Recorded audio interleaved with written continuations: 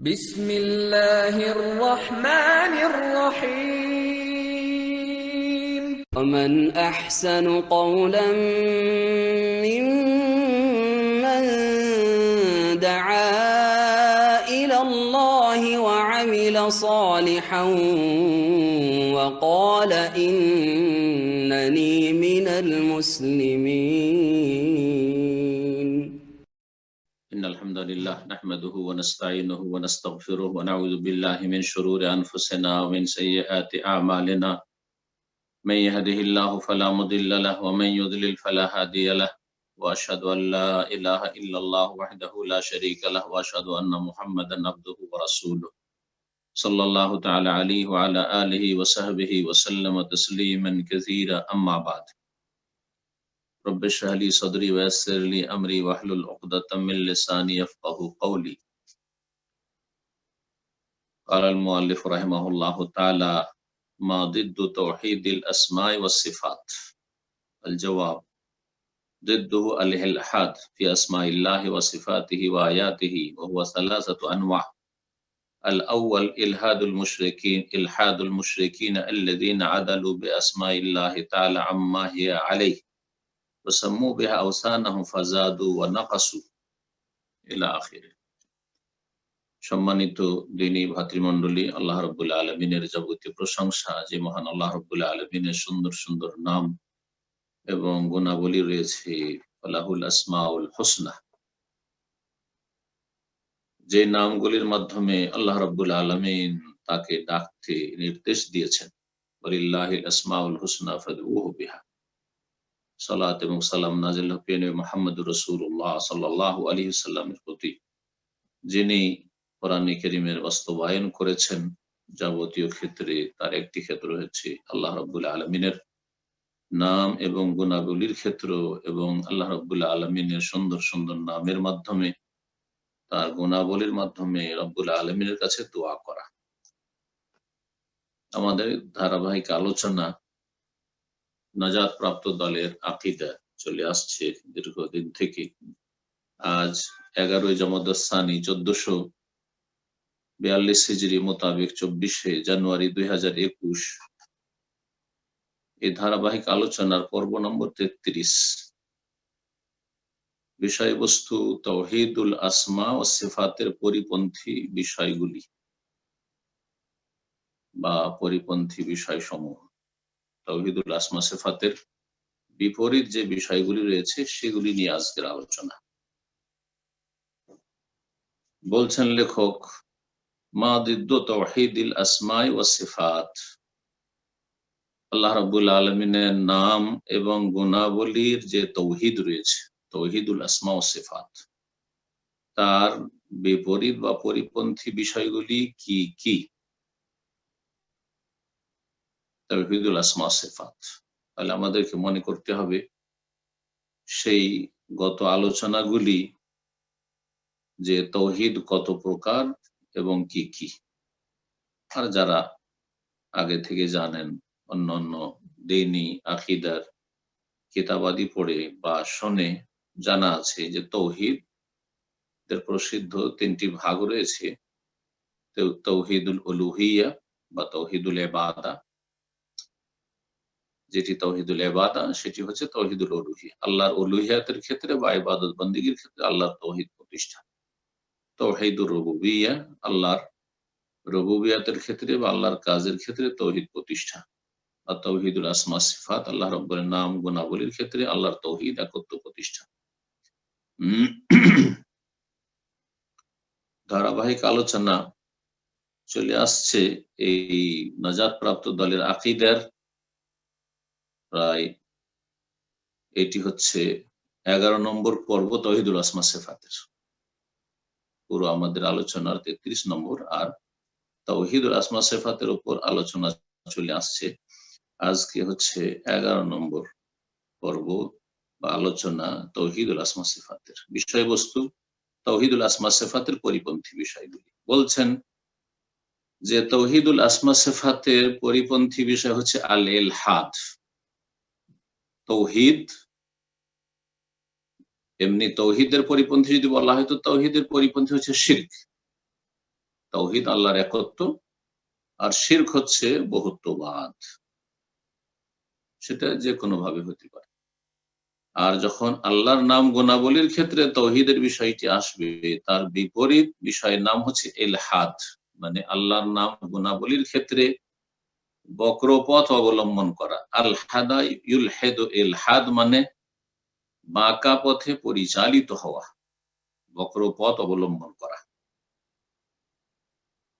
ওয়ালিল্লাহিল আসমাউল হুসনা ফাদউহু বিহা, আল্লাহ বলছেন আল্লাহ সুন্দর সুন্দর নাম রয়েছে, সেই নামগুলির মাধ্যমে দোয়া করো আল্লাহ রাব্বুল আলামিনের কাছে। ওয়াজারুল লাযিনা ইউলহিদুনা ফি আসমাইহি, আর হে নবী বা হে মুসলিম রা, তোমরা ছেড়ে দাও ওই সব লোকদেরকে যারা আল্লাহ রাব্বুল আলামিনের নামগুলির ক্ষেত্রে বক্রপথ অবলম্বন করে, যাদের আকীদায় বক্রতা রয়েছে, তাদেরকে ছেড়ে দাও। আল্লাহ তাদের সাথে বোঝাপড়া করে নেবেন, তাদের হিসাব নেবে এবং তাদের শাস্তি দেবে। তো তাওহীদুল আসমা সিফাতের পরিপন্থী বিষয় হচ্ছে আল ইলহাদ। কোন ক্ষেত্রে ইলহাদ? ফি আসমাইল্লাহি, আল্লাহর নাম সমূহের ক্ষেত্রে, ওয়া সিফাতিহি, আল্লাহর গুণাবলীর ক্ষেত্রে, ওয়া আয়াতিহি, আল্লাহর যে বিধিবিধান রয়েছে বিধিবিধানের ক্ষেত্রে, বা আল্লাহর আয়াত মানে কোরআনে কারীমের আয়াত, অথবা আয়াতের একটি ব্যাপক অর্থ হচ্ছে আল্লাহর বিধিবিধান। ইলহাদের শাব্দিক অর্থের দিকে ইঙ্গিত করেছি। ইলহাদ মানে আল মাইল, বক্রতা, সঠিক দিক থেকে বা সঠিক পথ থেকে বক্র পথ অবলম্বন করা। এখান থেকেই কবর যে দুই রকমের, আপনারা জানেন যে কবর দেওয়ার তরিকা দুটো রয়েছে। একটি কবর হচ্ছে সন্দুক বা সন্দুক, বক্স কবর, জি। আর আরেকটি হচ্ছে লাহাদ। লাহাদ মানে বাঁকা করে কবর খনন করা। ভারত, বাংলাদেশ, পাকিস্তানে যেহেতু আমাদের দেশের মাটি হচ্ছে মসৃণ মাটি, নরম মাটি, পাথর বিশিষ্ট নয় সাধারণত, সেই জন্য আমাদের দেশে বক্স কবরটাই প্রচলিত বেশি। কারণ লাহাদ বাঁকা কবর তাদের ধসে যাওয়ার আশঙ্কা রয়েছে। কিন্তু আরব দেশে যেহেতু মাটি পাথর মিশানো মাটি, শক্ত মাটি বা পাথর, সুতরাং এখানে লাহাদটাই হচ্ছে সহজ, আর লাহাদ হচ্ছে উত্তম। নবী সাল্লাল্লাহু আলাইহি ওয়াসাল্লাম বলেছেন আল্লাহাদু লানা ওয়া শাক্কু লিগাইরিনা, আমাদের জন্য লাহাদ কবর আর অন্যদের জন্য হচ্ছে শাক, সন্দুক, বক্স কবর। যদিও দুটোই কবরের দুটোই পদ্ধতি জায়েজ রয়েছে। তো এই লাহাদ কবর যেহেতু বাঁকা করে, যারা দেখেছেন হয়তো মক্কা মদিনা কবরস্থানে বা কিতি অথবা মুআল্লাতে বা অন্য দেশেও হইতে পারে, জানি না সারা বিশ্ব থেকে আমাদের আলোচনায় আপনারা আছেন, দেখেছেন কিনা, কিন্তু জেনে রাখবেন যে যেটা বাঁকা করে খনন করা হয় সেটাকে লাহাদ কবর বলা। এই শব্দ থেকে, লাহাদ মানে হচ্ছে বাঁকা হওয়া বা বাঁকা করা, ইলহাদ মানে বাঁকা করা। এখান থেকেই নাস্তিককে আরবি ভাষায় মুলহিদ বলা হয়, যে সঠিক পথ থেকে বিভ্রান্তির পথে চলে গেছে পুরোপুরি, আল্লাহর অস্তিত্বকে অস্বীকার করে। মুলহিদ বর্তমান যুগের ভাষায় বলা হয় নাস্তিককে, বেদিনকে, বিধর্মীক, যার কোনো ধর্মকর্ম নেই।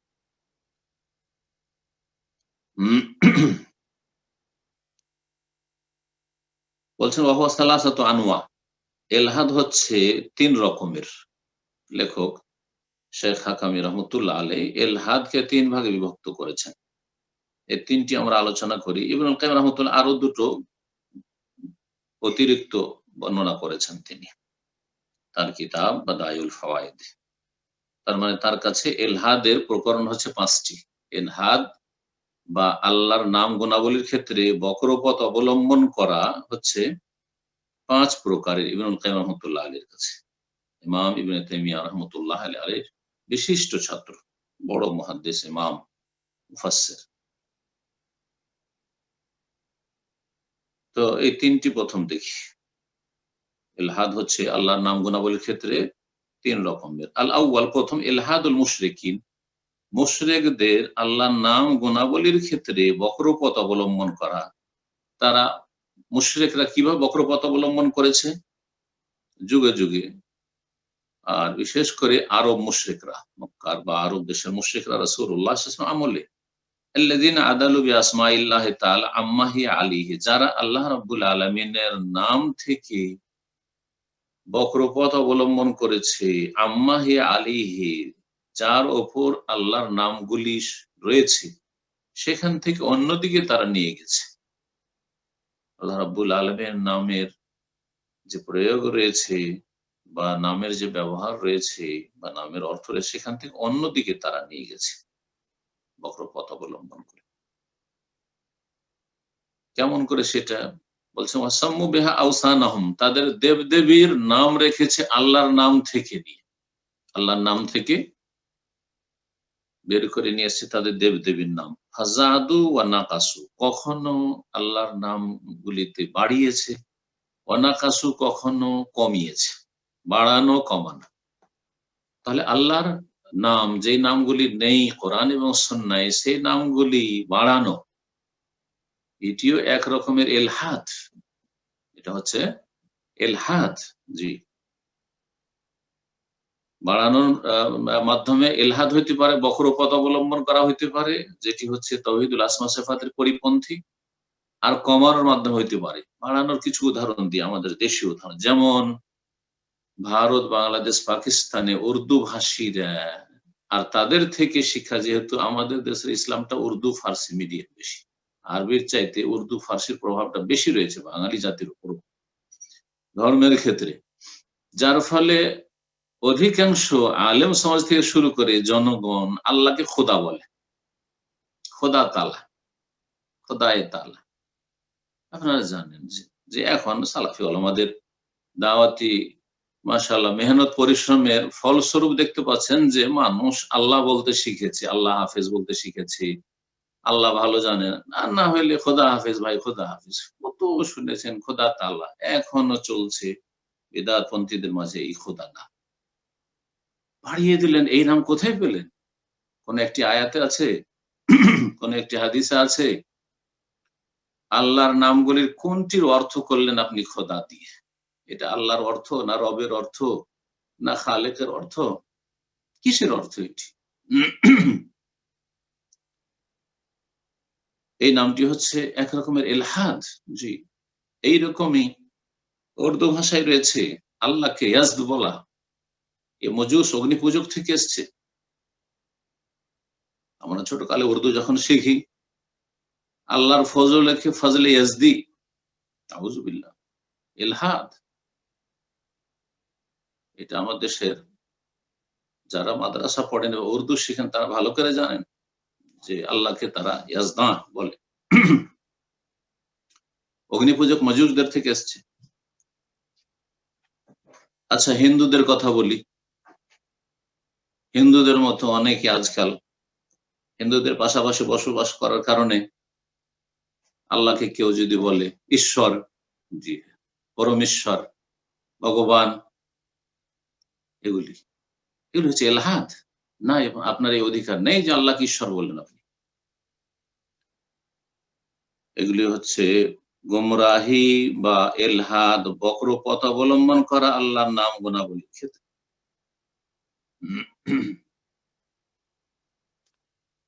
এইরকমই বলছেন ওয়ানাকাসু, কমিয়ে দেওয়া। মক্কার মুশরিকেরা রহমান নামটি তারা অস্বীকার করত, আল্লাহ রহমান নাম তারা বিশ্বাস করত না বা মানত না। রাসূলুল্লাহ সাল্লাল্লাহু আলাইহি সাল্লাম যখন হুদায়বিয়ার সন্ধি লিখতে বললেন, তখন বিসমিল্লাহির রহমানির রহিম লিখা হইল, আলী রাদিয়াল্লাহু আনহু লিখলেন। তারা বলছে আমার রহমান, রহমান আবার কি জিনিস মানি না, কি লিখতে হবে? বলে বিসমিকা আল্লাহুম্মা লিখো, বিসমিকা আল্লাহুম্মা লিখো। জি, এখন আসা যাক লেখক যা বলছেন যে ফাশতাকুল লাত, একটি দেবতার নাম ছিল লাত। আপনারা জানেন যে আরব মুশরিকরা মক্কার, তাদের একটি প্রসিদ্ধ দেবতার নাম ছিল লাত। এই লাত দেবতার নামটি তারা গ্রহণ করেছিল, নিয়েছিল এলাহ থেকে, এলাহ থেকে লাত।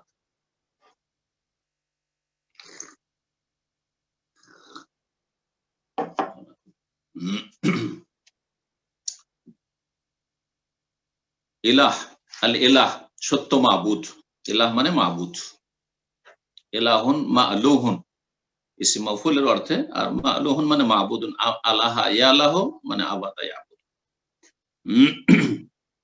এখান থেকে লাত নামটি দেবতা নাম, আল্লাহর নাম থেকে বা এলাহ থেকে তারা নিয়েছিল, এটি হচ্ছে এলহাদ। এরকম উজ্জা একটি দেবী ছিল। জানেন যারা মুশরিক পত্তলিক, তারা হয় দেবতার পূজা করে, মানে পুরুষ মূর্তি তৈরি করে, আর না হলে দেবীর পূজা করে, আর দেবীর পূজাটাই বেশি। হিন্দু সমাজে দেখেন দেবতার চাইতে দেবীর সংখ্যা বেশি। মুশরিকদের নারী পূজা করাটা বেশি, তাদের নারী পূজায় তারা বেশি আসক্ত। উজ্জা দেবীর পূজা করত আরব মুশরিকরা। এই উজ্জা নামটি কোত্থেকে নিয়েছে? আল্লাহর যে আল আজিজ, মহাপরাক্রান্ত, সর্বজয়ী, আল আজিজ, ওয়া হুয়াল আজিজুল হাকিম, ওয়া হুয়াল আজিজুল গফুর, এই আজিজ থেকে উজ্জা দেবীর নাম। এইরকমই মানাত এক দেবতার নাম ছিল আরব মুশরিকদের। এই মানাত নামটি আল্লাহ আল মান্নান থেকে নিয়েছে। মান্নান আল্লাহর নাম, আমরা রাখি আব্দুল মান্নান, আল মান্নানের বান্দা, মহা অনুগ্রহকারী। তো এইসব আল্লাহর নাম থেকে, আজিজ থেকে উজ্জা, আল মান্নান থেকে মানাত, আর এলাহ থেকে আল্লাহ। এই দেবদেবীগুলি সম্পর্কে একটু আমরা জানাই যে এগুলি কোথায় ছিল। লাত যে দেবতা, বলছেন সাখরাতুন বায়দা মানকুশ, এটি সাদা নকশাকৃত একটি পাথর, যেটি তায়েফে অবস্থিত ছিল। তায়েফে ছিল এই দেবতার মন্দির। ওয়ালাইহা বাইতুন, আর তার উপরে একটা ঘর নির্মাণ করেছিল তারা, মন্দির তায়েফ, তায়েফে। ওয়ালাহা আস্তারুন ওয়া সাদানা, আর চারিদিকে পর্দা দিয়ে সাজানো। আর এই মন্দিরের বা এই মুশরিকদের উপাসনালয়ের খাদেমরা ছিল সব। ওয়াইয়াযিমু আহলু তায়েফ, তায়েফবাসী বড়ই শ্রদ্ধা পেশ করত এই মন্দিরের বা এই দেবতার। আর তায়েফের সবচেয়ে বড় গোত্র ছিল সাকিফ এবং তাদের অনুসারীরা, সাকিফ গোত্র। যে সাকিফ গোত্র বড়ই কট্টরপন্থী মুশরিক ছিল, যারা শেষ পর্যন্ত ইসলাম গ্রহণ করতে বাধ্য হয় মক্কা বিজয়ের পরে, হুনাইন যুদ্ধের পরে। হুনাইন যুদ্ধে পরাজিত হয় এরা। তারা বড়ই গৌরব করত এই দেবতাকে নিয়ে, যে তাদের লাত রয়েছে। সাকিব গোত্র যখন মুসলমান হলো, রাসূলুল্লাহ সাল্লাল্লাহু আলাইহি ওয়াসাল্লাম মুগীরা বিন শুবাকে পাঠালেন যে এই শিরকের যে আস্তানা রয়েছে সেটা গুড়িয়ে দাও। ফাহাদা মাহা, সেটিকে গুড়িয়ে দেওয়া হইলো, আর রাখা জ্বালিয়ে দেওয়া হইলো।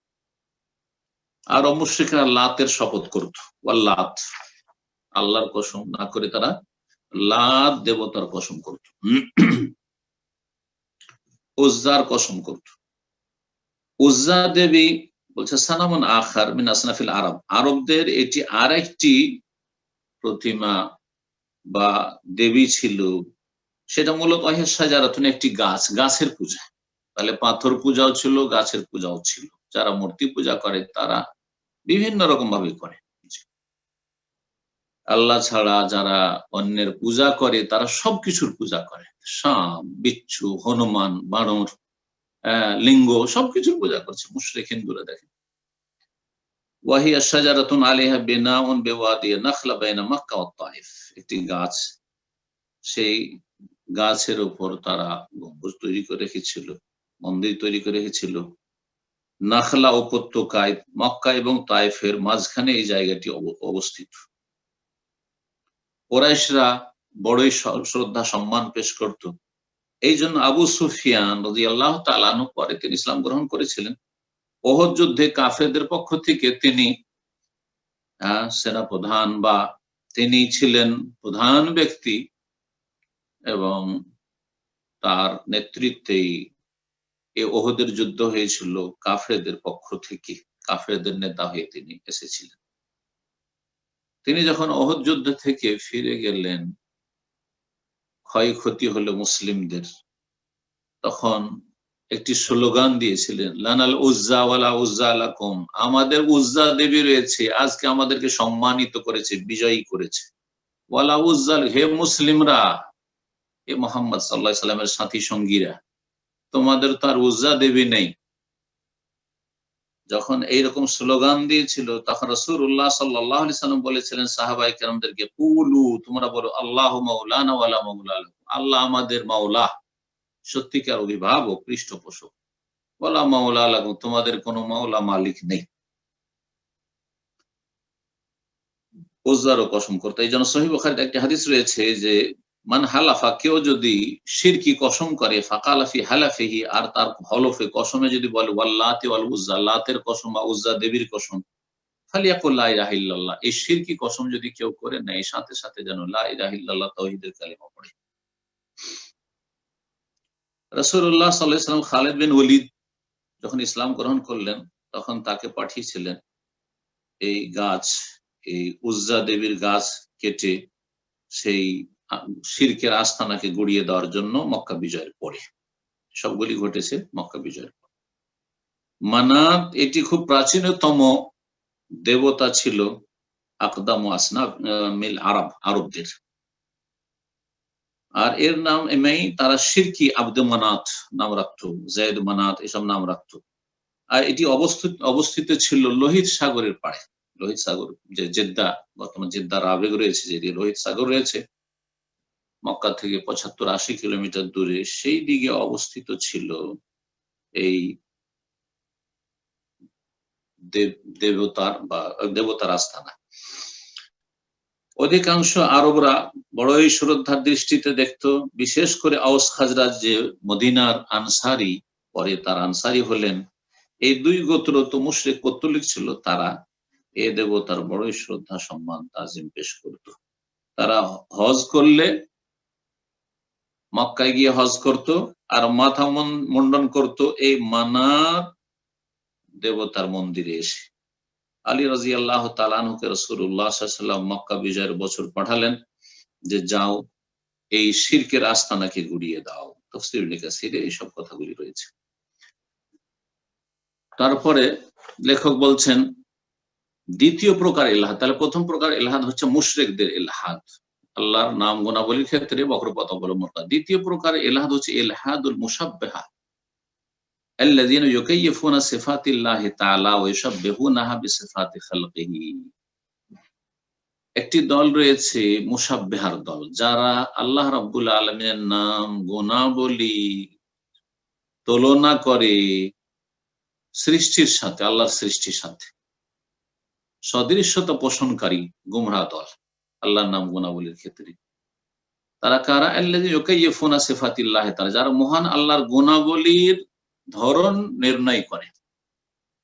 আমরা যখন তাওহীদুল আসমা সিফাত সম্পর্কে আলোচনা করেছি, বলেছি যে আল্লাহ রাব্বুল আলামিন যা হ্যাঁ করেছেন হ্যাঁ করব, যা না করেছেন না করব, মিন গায়রে তাউইলিন, কোন অর্থের বিকৃতি ঘটাবো না, অপব্যাখ্যা করব না, ওয়ালা তাকইফিন, আমরা যে হ্যাঁ বলবো যে আল্লাহর হাত আছে, তার ধরন নির্ণয় করব না, কেমন, কাইফ, এরকম করব না।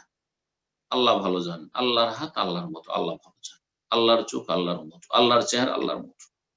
কিন্তু মুশাব্বাহা যে পথভ্রষ্ট ফিরকা, তারা আল্লাহকে তার সৃষ্টির সাথে তুলনা করেছে। আল্লাহর চেহারা মানুষের মতো, আল্লাহর চোখ মানুষের মতো, এরকম। জি, যারা তাশবিহ তুলনা করেছে আল্লাহ রাব্বুল আলামিনের গুণাবলীকে, যারা ধরন নির্ণয় করেছে ওয়াইশাব্বিহুনাহা, আর তারা তুলনা করেছে বিসিফাতি খালকিহি, তার সৃষ্টির গুণাবলীর সাথে। আল্লাহর হাত আছে, পা আছে, আল্লাহর সৃষ্টির মতো, এরকম। ওহুয়া মুকাবিলুন লিইলহাদিল মুশরিকিন, আর এটি হচ্ছে মুশরিকদের ইলহাদ, বক্রতার মুখামুখি। কিভাবে? বলছে ফাউলাকা সাওয়াউ আল মাখলুকা বিরাব্বিল আলামিন, মুশরিকরা সৃষ্টিকে বিশ্বজাহানের প্রতিপালকের সমকক্ষ সমতুল্য সাব্যস্ত করেছে। যারা মুশরিক তারা সৃষ্টির পূজা করেছে, পাথরের পূজা করেছে, জিনের পূজা করেছে, যে দেবদেবীর পূজা, কবর পূজা করছে। এই কবর পূজায় হোক আর আপনার প্রতিমা পূজায় হোক আর গাছ পূজা হোক, এইসব সৃষ্টিগুলিকে বিশ্বজাহানের প্রতিপালকের সমকক্ষ করেছে, যে আল্লাহর কাছে পাওয়া যায়, খাজা বাবার কাছে পাওয়া যায়, বড় পীরের কাছেও পাওয়া যায়, আট রশিদও পাওয়া যায়। এই যে, জি হ্যাঁ, সরস্বতী দেবীর কাছে বিদ্যা পাওয়া যায়, লক্ষ্মী দেবীর কাছে রুজি পাওয়া যায়, যেহেতু হিন্দুদের আকিদা। তো বলছে যে মুশরিকরা বিশ্বজাহানের প্রতিপালক আল্লাহর সাথে তুলনা করেছে বা আল্লাহর সমকক্ষ সাব্যস্ত করেছে সৃষ্টিকে। ওয়াহাউলাই জাআলুহু বিমানজিলাতিল আজসাম আল মাখলুকা ওয়া শাব্বাহু বিহা তাআলা ওয়া তাকাদ্দাসা। আর যারা আল্লাহ রাব্বুল আলামিনের গুণাবলীর ধরন নির্ণয় করেছে বা আল্লাহর গুণাবলীকে আল্লাহর সৃষ্টির গুণাবলীর সাথে তুলনা করেছে, তারা আল্লাহ রাব্বুল আলামিনকে কি করেছে? ঠিক ওই রকমই করেছে যেমন আল্লাহর সৃষ্টি দেহ বিশিষ্ট যেসব সৃষ্টি রয়েছে সেগুলির মতো করে দিয়েছে। আল্লাহ কেমন? আল্লাহর সৃষ্টির মধ্যে যেসব সৃষ্টির দেহ রয়েছে, মানুষ, তারপরে অন্যান্য আরো মখলুকাত রয়েছে, পশু পাখি, এসবের সাথে তুলনা করেছে। শাব্বাহু বিহা, আর তার সাথে সদৃশ্যতা পোষণ করেছে, তাআলা ওয়া তাকাদ্দাস, যা থেকে আল্লাহ সুউচ্চ, সুমহান এবং পবিত্র। এরা হচ্ছে দেহবাদী। আল্লাহ রাব্বুল আলামিন গুণাবলী কে সৃষ্টির দেহের সাথে বা দেহের অঙ্গ প্রত্যঙ্গের সাথে তুলনা করেছে, এরা হচ্ছে দেহবাদী। এটা হচ্ছে দ্বিতীয় রকমের বক্রতা অবলম্বন করা বা ইলহাদ আল্লাহর গুণাবলীর ক্ষেত্রে, নাম গুণাবলী। তৃতীয় হচ্ছে ইলহাদুন নুফাত আল মুআত্তিলা, যারা আল্লাহর গুণাবলী অস্বীকারী। নফাত নাফির বহুবচন, নাফিউন মানে যারা না করেছে, আল্লাহর নেই, আল্লাহর হাত নেই, পা নেই, চোখ নেই, আল্লাহ রাব্বুল আলামিনের গুণাবলীকে যারা না করেছে, ইলহাদুন নুফাত, যারা অস্বীকারী। আল মুআত্তিলা, তাতিল থেকে নিষ্ক্রিয়কারী, তাতিল মানে নিষ্ক্রিয় করে দেওয়া। আল্লাহ রাব্বুল আলামিন গুণাবলীকে একবার নিষ্ক্রিয় করে দিয়েছে। এই যারা নিষ্ক্রিয়তা আর শিকার, যারা আল্লাহর গুণাবলীকে নিষ্ক্রিয় করেছে, যারা না করেছে, তাদের বক্রতা হচ্ছে তৃতীয় রকমের আল্লাহর নাম গুণাবলীর ক্ষেত্রে বক্রতা। এরা দুই ভাগ বিভক্ত। যারা আল্লাহর নাম গুণাবলীকে নিষ্ক্রিয় করেছে, অস্বীকার করেছে, তারা দুই ভাগে বিভক্ত। এক দল হচ্ছে জাহমিয়া আর আরেক দল হচ্ছে মুতাজিলা। এই দুটো দল নিয়ে আলোচনায় আমাদের আলোচনা শেষ হবে। বলছেন ওয়াহুমা কিসমানে, আর যারা আল্লাহ রাব্বুল আলামিনের নাম গুণাবলী অস্বীকারী, নিষ্ক্রিয়কারী, তারা কিসমান, দুই ভাগে বিভক্ত। এক দল হচ্ছে কিসমুন আসবাতু আলফাজ আসমাইহি তাআলা ওয়া নাফাউ আনহু মা তাদাম্মানাতহু মিন সিফাতিল কামাল। একদল রয়েছে যারা আল্লাহ রাব্বুল আলামিনের নামের শব্দগুলিকে সাব্যস্ত রেখেছে। নাম এসছে আল্লাহ, রহমান, রহিম, গফুর, এই যে নাম এসছে এগুলিকে সাব্যস্ত করেছে। ওয়া নাফাউ আনহু মা তাযাম্মানাতহু মিন সিফাতিল কামাল, আর আল্লাহ থেকে না করেছে, অস্বীকার করেছে ওই সমস্ত বিষয়গুলি যেসব গুণাবলীগুলি এই নামগুলি শামিল। যেমন রহমান আল্লাহর নাম, তো নামটাকে তো সাব্যস্ত করেছে, রহিম আল্লাহর নাম সাব্যস্ত করেছে, কিন্তু এখান থেকে রহমত বের হয়। গফফার, গফুর আল্লাহর নাম, ওখান থেকে মাগফিরাত বা গুফরান, এটি হচ্ছে আল্লাহর সিফাত। তো সিফাত গুণটিকে অস্বীকার করেছে, গুণটিকে অস্বীকার করেছে, নামগুলিকে তারা স্বীকৃতি দিয়েছে। ফাকালু, সুতরাং তারা বলে রহমান আল্লাহ রহিম, আল্লাহ রহমান আল্লাহ রহিম বেলা রহমা, কিন্তু এ কথা বলবো না যে আল্লাহর রহমত আছে। নাউযুবিল্লাহ, তার নাম রহমান, তার নাম রহিম, কিন্তু তার রহমত আছে, দয়া আছে, এ কথা বলবো না। আলিমুন, আল্লাহ হচ্ছেন আলিম, আল্লাহর নাম হচ্ছে আলিম, কিন্তু বেলা ইলমিন, আল্লাহর এলেম আছে, কথা বলবো। নাউযুবিল্লাহ। সামিউন, সামিউন মানে সর্বশ্রোতা, আল্লাহর নাম সামি, কিন্তু বেলা সামিন, আল্লাহ শোনেন, এ কথা বলবো না। বাসিরুন মানে সর্বদ্রষ্টা, সবকিছু দেখেন, বেলা বাসার, কিন্তু আল্লাহর চোখ আছে না এটা বলবো, আল্লাহর চোখ আছে এটা অস্বীকার করেছে, কিন্তু আল্লাহ দেখেন। বসির, আল্লাহর নাম বসির, কিন্তু আল্লাহর চোখ আছে এই কথা তারা অস্বীকার করেছে। কাদির, আল্লাহ সর্বশক্তিমান, কাদির নাম তো মেনেছে, বেলা কুদরা, কিন্তু আল্লাহর ক্ষমতা আছে বলছেন না, আমরা এটা মানি না। এই দল হচ্ছে ওয়াহাউলাহুল মুতাজিলা, এরা হচ্ছে মুতাজিলা। নামগুলি সাব্যস্ত করেছে কিন্তু গুণাবলীকে অস্বীকার করেছে।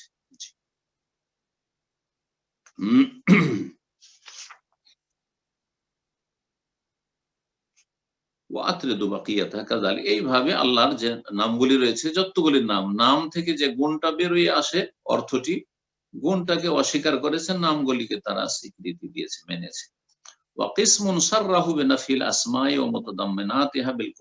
আর এক দল রয়েছে যারা আল্লাহর নামগুলিও স্পষ্ট ভাবে প্রকাশ্যে অস্বীকার করেছে, না করেছে, এবং নামগুলি যে অর্থকে সামিল সেগুলিকে অস্বীকার করেছে, বিলকুলিয়া মানে পুরোপুরি, অর্থাৎ নাম এবং গুণাবলী দুটোকে অস্বীকার করেছে।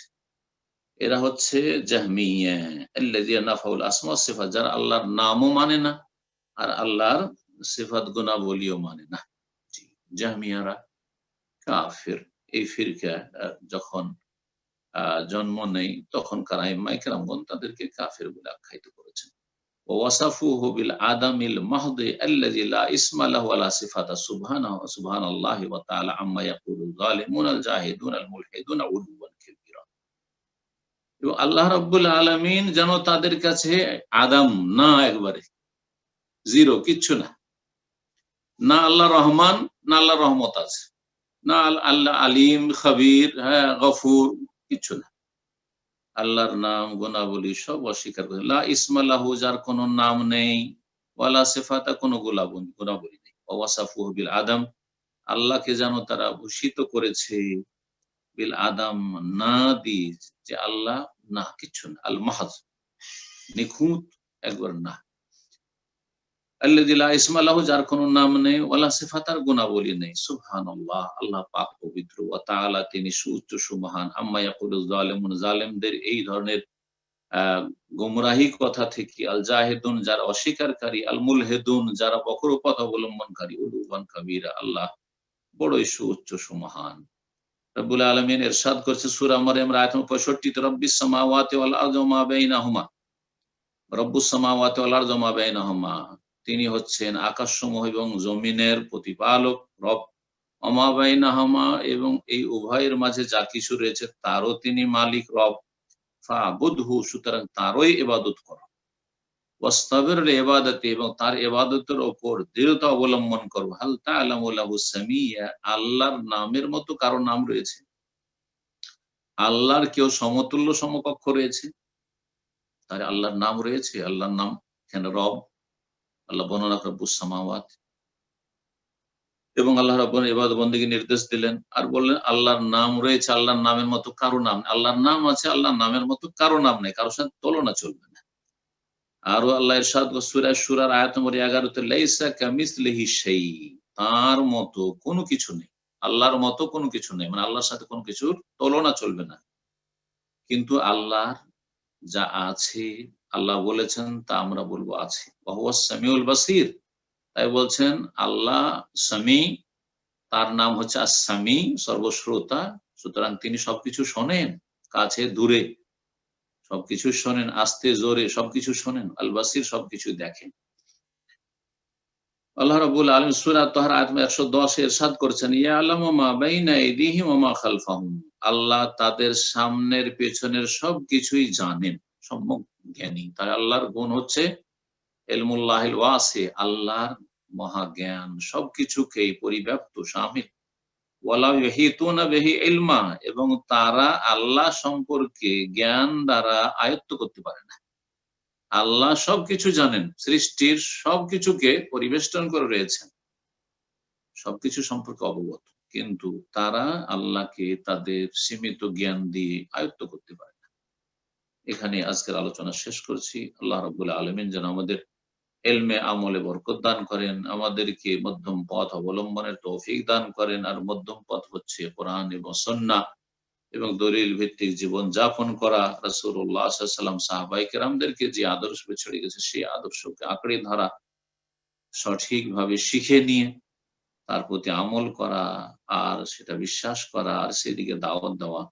আর ডানে বামে যত গুমরাহি রয়েছে, বিভ্রান্তি রয়েছে, সমস্ত বিভ্রান্তি থেকে আল্লাহ যেন আমাদের হেফাজত করেন। সাল্লাল্লাহু সাল্লাম আলা নবিয়িনা মুহাম্মদ ওয়া আলা আলিহি ওয়া সাহবিহি আজমাইন।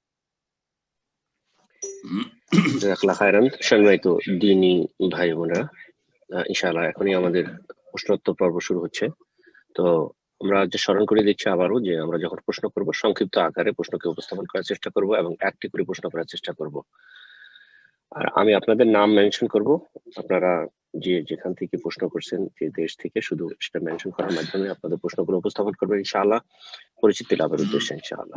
তো শুরুতেই প্রশ্ন করবেন সাফিরা রহমান, আপনি প্রশ্ন করুন।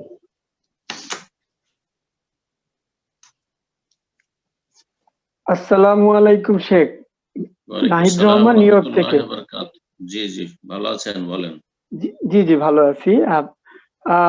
শেখ, আমি আপনার স্পিচ থেকে অনেক কিছু শিখছি, এটা আমি আগেও বলছি। তো আমি আসলে জি যতটুকু চেষ্টা করি আপনার অনুসরণ বা অনুকরণ করতে, জানি না আমি আসলে আহলে হাদিস কি এবং এর সম্বন্ধে আমার আইডিয়া নাই। আর এর সাথে সম্পৃক্ত আরেকটি প্রশ্ন, আমরা নিজেদের আহলে হাদিস বলে দাবি করে যে অন্যদের থেকে নিজেদের আলাদা করে একটি দল করে ফেলছি, এটা ইসলামী দৃষ্টিকোণ থেকে কতটুকু জরুরি, দয়া করে বলবেন। বিসমিল্লাহির রহমানির রহিম, আলহামদুলিল্লাহ ওয়াসসালাতু ওয়াসসালামু আলা রাসূলিল্লাহ ওয়া আলা আলিহি ওয়া সাহবিহি আজমাইন।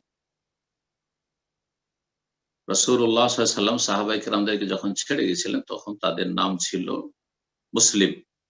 যেহেতু মুসলিমরা সবাই এক ছিল, তাদের মধ্যে কোনো দল উপদল আর কোন রকমের বিভ্রান্তি আসেনি। কিন্তু আলী রাদিয়াল্লাহু তাআলা আনহুর আমলে যখন দুটো গোমরাহ ফিরকা পয়দা হইল, একটি হচ্ছে শিয়া রাফেজি আর একটি হচ্ছে খারিজি। এই দুটো গোমরাহ দল হচ্ছে ইসলামের ইতিহাসে সবচেয়ে পুরনো গোমরাহ দল। যখন পয়দা হইল তখন একটি নামের প্রয়োজন হইল। তাবেঈনদের থেকে এই ক্ষেত্রে বেশ কিছু উক্তি রয়েছে। তখন যারা কোরআন সুন্নাহর অনুসারী, সাহাবায়ে কেরামদের অনুসারী, খলিফা রাশেদ আলী রাদিয়াল্লাহু তাআলার অনুসারী, না তাতে ভক্তিতে অতিরঞ্জন বাড়াবাড়ি আর না চরম পন্থা অবলম্বন, মধ্যম পন্থা যারা অনুসারী তারা ছিল আহলুস সুন্নাতি ওয়াল জামাআহ, আহলুস সুন্নাতি ওয়াল জামাআহ, আর অন্যরা ছিল আহলে বিদআত। এই ক্ষেত্রে ইবনে সিরিন রাহমাতুল্লাহ আলাইহি বলেছেন যে ফায়ুনজার ইলা আহলিস সুন্নাহ, সহিহ মুসলিমের ভূমিকাতে রয়েছে। যখন ফালামা ওয়াকাতিল ফিতনাতু, তার আগে থেকে শুরু থেকে বলি, কানু লা ইয়াসআলুনা আনিল ইসনাদ। সাহাবায়ে কেরামদের যুগে কেউ যদি বলতো যে রাসূলুল্লাহ বলেছেন, যথেষ্ট ছিল, জিজ্ঞাসা করতেন না যে তুমি কার কাছ থেকে শুনেছো, সনদটা বলো, একটু সূত্রটা বলো, কিছু জিজ্ঞেস করতেন না। ফালামা ওয়াকাতিল ফিতনা, কিন্তু যখন ফিতনা শুরু হলো, মানে মুসলিমদের মাঝে ফিতনা শুরু হলো, আর তারপরে বিভক্তি যেদিকে ইঙ্গিত করলাম যে শিয়া রাফেজি বের হলো, এক গুমরাহ দল, আরেক দল খারেজি। আলী রাদিয়াল্লাহু তাআলা এই সিফফিনের যুদ্ধের পরে তখন বলতে লাগলেন তাবেঈনগণ, সাম্মুলানা রিজালাকুম, তোমাদের সনদ বলো। হাদিস যে বলছে রাসূলুল্লাহ বলেছেন, তোমাদের সনদ বর্ণনা করে যে কে কার কাছ থেকে শুনেছো, নবী সাল্লাল্লাহু আলাইহি ওয়াসাল্লাম পর্যন্ত তোমাদের সনদ শোনা।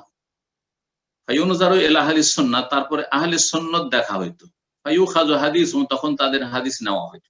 ওয়ায়ুনজারু ইলা আহলিল বিদআহ, আর বিদআতীদেরকে দেখা হইতো। বিদআতী যদি সূত্রে সনদে থাকতো তো তাদের হাদিস নেওয়া হয়। ফালা ইউখাযু হাদিসুহুম বা ফায়ুতরাকু হাদিসুহুম, ছুঁড়ে ফেলে দেওয়া হতো, তাদের হাদিস নেওয়া হতো। তাহলে সেই জামানা থেকে দুটো দল হয়েছে, আহলে সুন্নাত আর আহলে বিদআত। ধীরে ধীরে এই আহলে সুন্নাত ওয়াল জামাত নামটি যখন সুফি বেরেলভিরা নিয়ে নিল ভারত, বাংলাদেশ, পাকিস্তানে, ভারত, বাংলাদেশ, পাকিস্তানে যদি সুন্নি বলেন তাহলে বোঝা যাবে যে যত মাজার পূজা করবে তত বড় সুন্নি। তাহলে এখন শুধু আহলে সুন্নাত বলা যথেষ্ট নয়, আহলে সুন্নাত বলে আপনি এতটুকু বলতে পারবেন যে আমরা শিয়া নই, কিন্তু এই আহলে সুন্নাতের ভিতরে জামাত ইসলামী আহলে সুন্নাত, ইখওয়ানি আহলে সুন্নাত, তবলিগী আহলে সুন্নাত, দেওবন্দি আহলে সুন্নাত, আপনার চরমনে আহলে সুন্নাত, সারসিনা আহলে সুন্নাত, বেরলভী আহলে সুন্নাত, আটরসি, ভান্ডারী, দেওয়ানবাগী সব কিন্তু আহলে সুন্নাত দাবিদার। এখন খাঁটি আহলে সুন্নাত কি? এখন যারা কোরআন নির্ভেজাল অনুসারী, যারা রাসূলুল্লাহ সাল্লাল্লাহু আলাইহি ওয়াসাল্লাম ছেড়ে যাওয়া সাহাবায়ে কেরামদের জামানায় যে দিন ছিল তার ধারাবাহিকতায় এখনো রয়েছে, তারা যদি নিজেদের বলে আমরা আহলে সুন্নাত, তাহলে কেমন করে বোঝা যাবে কোনটা খাঁটি আহলে সুন্নাত, কোনটা ভেজাল আহলে সুন্নাত? নকল আর আসল বোঝা মুশকিল। তখন একটি নামের প্রয়োজন হলো, এটা একটা কথা মনে রাখেন। আর আরেকটা যে দিক হচ্ছে যে এইদিকে মযহাবগুলি 300-350 বছর পর্যন্ত মযহাবের কোনো গন্ধ পর্যন্ত ছিল না। হানাফি, শাফি, মালিকি, হাম্বলি গন্ধই ছিল না। এটা হানাফি মুহাদ্দিস আল্লামা শাহ ওলিউল্লাহ মুহাদ্দিস দেহলভী নিজেই বলেছেন তাদের প্রসিদ্ধ কিতাবে, তার হুজ্জাতুল্লাহুল বালিগা। তো আর এটি হানাফি দেওবন্দি মাদ্রাসাতে পড়ানো হয়, যেমন আহলে হাদিস মাদ্রাসায় পড়ানো হয় ভারত, বাংলাদেশ, পাকিস্তান। তাহলে ততদিন পর্যন্ত হানাফি, শাফি, মালিকি, হাম্বলি এই নাম ছিল না। সুতরাং তখন যদি আহলে সুন্নাত বলা যেত তো এত বোঝা গেল যে আহলে সুন্নাত তার মানে শিয়া নয়, বাস যথেষ্ট ছিল। কিন্তু এদিকে হানাফি, শাফি, মালিকি, হাম্বলি, হানাফি, শাফি, মালিকি, হাম্বলি কারা? যারা ইমাম আবু হানিফার ইজতিহাদের ভিত্তিতে কোরআন হাদিস মানে, অর্থাৎ ইমাম আবু হানিফা যেই মাসলাকে স্বীকৃতি দিয়েছে সেইটা মানবে, আর যেটাকে স্বীকৃতি দেয়নি সেটা সহিহ হাদিসে থাকলেও মানবে না, এর নাম হানাফি। এরকমই শাফি, এরকম মালিক, এরকম হাম্বলি।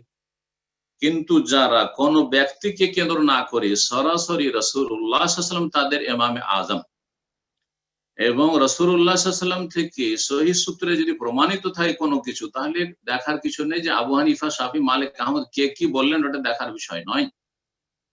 একজনের অন্ধ তকলিদ নয়, একজনের অন্ধ অনুসরণে। অবশ্যই আইম্মায়ে কেরাম থেকে আমরা এলেম নেব, 4 জন থেকে নেব, কিন্তু একজনের অন্ধ অনুসরণ এটি বর্জনীয়, এটি ভুল পথ। যারা বলছে যে একজনের অন্ধ তকলিদ আবু হানিফা, শাফি, মালিক, আহমদের কোন একজনের ভুল পথ, তাদের তো একটি নাম লাগবে, কারণ অলরেডি ওরা হানাফি নাম নিয়ে এনেছে, শাফি, মালিক, হাম্বলির নামকরণ হয়ে গেছে। মানে আপনারা হানাফি, শাফি, মালিক, হাম্বলির নাম ব্যবহার করবেন, আর আহলে সুন্নাত যারা কবর মাজার পূজা করে, পীর মুরিদি ব্যবসা করে, তাদের নাম হচ্ছে আহলে সুন্নাত, তাদের নাম হচ্ছে সুন্নি। তাহলে আমরা যারা কোরআন সুন্নাহর অনুসারী নির্ভেজাল, তারা কি করে পরিচয় দেবে যে আমরা কি? তখন একটি নামের প্রয়োজন হলো। আর ওরা নিজেদেরকে সালাফি বলে পরিচয় দিল, তার মানে আমাদের সম্পর্ক কোনো এক ব্যক্তির সাথে না, আমাদের সালাফদের সাথে সম্পর্ক। আর সালাফ হচ্ছেন পুরো সাহাবায়ে কেরামদের দল, পুরো তাবেঈনদের দল, পুরো তাবা তাবেঈনের দল, স্বর্ণযুগের দল। খাঁটি ইসলাম যে জামানায় ছিল সেই জামানার ইসলামের সাথে সম্পৃক্ত আমরা, সুতরাং আমরা সালাফি। ভারত উপমহাদেশে যেহেতু নামটি বড় কথা নাই, পরিচয়টা দিতে পারলেই হলো ঠিকভাবে। সেখানকার যারা কোরআন সুন্নাহর অনুসারী আলেম, তারা চিন্তা করলেন যে আমরা কি করে আমাদেরকে পরিচয় দিব, কারণ আমরা হানাফিও না, শাফিও না, মালিকও না, হাম্বলিও না, আমরা ওই সুফি মাজার পূজারী, নকশবন্দি, চিশতি, কাদেরি, মুজাদ্দিদি আমরা ওগুলোও না, আমরা হচ্ছে কোরআন সুন্নাহ নির্ভেজাল অনুসারী। তো আমরা কি করে মানুষকে পরিচয় দেব? তখন তারা একটি নাম নিল, সেই নামটি হচ্ছে আহলুল হাদিস, কোরআন হাদিসের অনুসারী। হাদিস কোরআনকে বলা হয়, আর হাদিস হাদিসকে বলা হয়। যারা কোরআন এবং হাদিসের নির্ভেজাল অনুসারী, তারা নিজের নাম আহলে হাদিস দিবে। আশা করি বুঝতে পারছেন। এখন আপনার প্রশ্ন হচ্ছে যে আহলে হাদিস নাম দেওয়ার প্রয়োজন কি? বলে প্রয়োজন হইতো না যদি আপনারা হানাফির নাম না রাখতেন। এই জন্য আমি একটা আলোচনায় জেদ্দাতে বলেছি কয়েক বছর আগে, হানাফির নাম মুছে দেন, শাফির নাম মুছে দেন, হাম্বলির নাম মুছে দেন, আর মালিকি নাম মুছে দেন, এই সব নাম রাখেন না, তাহলে আহলে হাদিস নামের প্রয়োজন হবে। আপনারা কোনো ব্যক্তিকে কেন্দ্র করে যখন নাম রাখতে পেরেছেন, সেটাকে বৈধ মনে করছেন, তাহলে আমরা যদি কোরআন এবং হাদিসের সাথে সম্পৃক্ত করে নাম রাখি, তো এটা তো আমাদের জন্য আলহামদুলিল্লাহ, আল্লাহ শুকরিয়া আদায় করা উচিত। অথবা সালাফদের সাথে সম্পৃক্ত করে, সাহাবায়ে কেরামদের সাথে সম্পৃক্ত করে আমরা যদি নিজের নাম সালাফি রাখি, তো এটা ভালো, আলহামদুলিল্লাহ। অন্ধ ভক্তি আমাদের মধ্যে নেই। অন্ধ ভক্তি তো ওদের মধ্যে রয়েছে যারা কোনো একজনের সাথে সম্পৃক্ত করে নাম রেখেছে, হানাফি, শাফি, মালিকি, হাম্বলি, নকশবন্দি, চিশতি, কাদেরি, সাহারওয়ার্দী, চরমোনাই, সারসিনা। আল্লাহ যেন এইসব ফিতনা থেকে হেফাজত করে। জাযাকুমুল্লাহ খাইর। জি, বারাকাল্লাহু ফিকুম। তো ইনশাআল্লাহ এই পর্যায়ে প্রশ্ন করবেন পুষ্পিতা, আপনার কন্টাক্ট লিস্টে নাম আছে। পুষ্পিতা, আপনি প্রশ্ন করুন। আসসালামু আলাইকুম। আসসালামু ওয়া রাহমাতুল্লাহি ওয়া বারাকাতুহু। জি, বলেন। বাংলাদেশের ময়মনসিংহ থেকে বলছি। আমার প্রশ্নটা হলো, অনেক ভিডিওতে দেখি হুজুরা বিভিন্ন কারণে জিনদেরকে হত্যা করে। এখন সত্যি কি জিনরা মারা যায়? আর মানুষ হত্যা করলে যে পাপ হয়, জিন হত্যা করলে কি একই পাপ হবে? যে জিন হত্যা করা, কিছু কবিরাজ আছে যারা জিন হত্যা করার দাবি করে। আমরা তো দেখতে পাই না বা আপনারা দেখতে পান না, কারণ ওদের কথায় বিশ্বাস করা হয় হত্যা করা সম্ভব হতে পারে। কিভাবে হত্যা করে? তারা জিনকে দিয়ে জিনকে হত্যা করে, তারা নিজেরা হত্যা করতে সক্ষম নয়।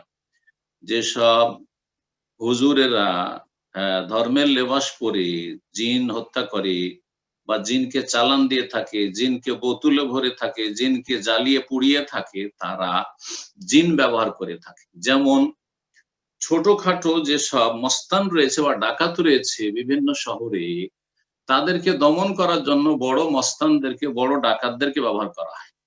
ছোট সন্ত্রাসীকে দমন করা হয় বড় সন্ত্রাসী দিয়ে মানুষের মধ্যে। ঠিক তেমনি জিনদের মধ্যে যারা বেশি শক্তিশালী জিন, বেশি সন্ত্রাসী জিন, তাদেরকে দিয়ে যারা কমজোর জিন, তাদেরকে দমন করে না হয় বা তাদেরকে খুন করা হয়। এটা কেমন করে করে ওই কবিরাজগুলো, হুজুরগুলো? তারা শিরকি কুফরি কর্মকাণ্ড মন্ত্রতন্ত্র করে জিনের সাহায্য চেয়ে জিন বশে করা, সেটাকে বলে আমরা জিন বশে করেছি, জিন ব্যবহার করে থাকি। জিন অতক্ষণ বশে হবে না যতক্ষণ পর্যন্ত জিনদের জন্য কিছু ইবাদত বন্দেগী পেশ না করবে, শিরক কুফরি না করবে। সুতরাং এই শিরকি কুফরি রাস্তা থেকে সাবধান, এবং যে সব কথিত হুজুররা এসব কাজ করে তাদের অনিষ্ট থেকে, এবং তাদের যে তারা ঈমান কেড়ে নিচ্ছে জনগণের, তাদের এই সব গুমরাহি থেকে সাবধান থাকবে। জি, জাযাকাল্লাহু খাইরান। তো ইনশাআল্লাহ এই পর্যায়ে প্রশ্ন করবেন আব্দুল্লাহ আরব, আপনি প্রশ্ন করুন। আসসালামু আলাইকুম রহমতুল্লাহ শেখ। আসসালামু ওয়া রাহমাতুল্লাহি ওয়া বারাকাতুহু। জি, জি শেখ, বাংলাদেশ থেকে। শেখ, আমার দুইটা প্রশ্ন। প্রথম প্রশ্ন হচ্ছে, বাংলাদেশের একজন আলেম, উনি বলছে রক্তের রূপের ভিত্তিতে উনি বলতেছে এত শতকরা এতজন মুমিন, এতজন না মুমিন না, এতে আরো দিনের চর্চা দরকার। তো শরীয়তের দৃষ্টিতে এরূপ কথার ভিত্তি কি? এরকম কোন কথা কি শরীয়তে আছে শেখ? ইনশাআল্লাহ ওর সম্পর্কে আলোচনা করব। এই ব্যক্তিকে কিছু লোকেরা সহি আকীদার মনে করত, তারা ছিল প্রতারণার শিকার।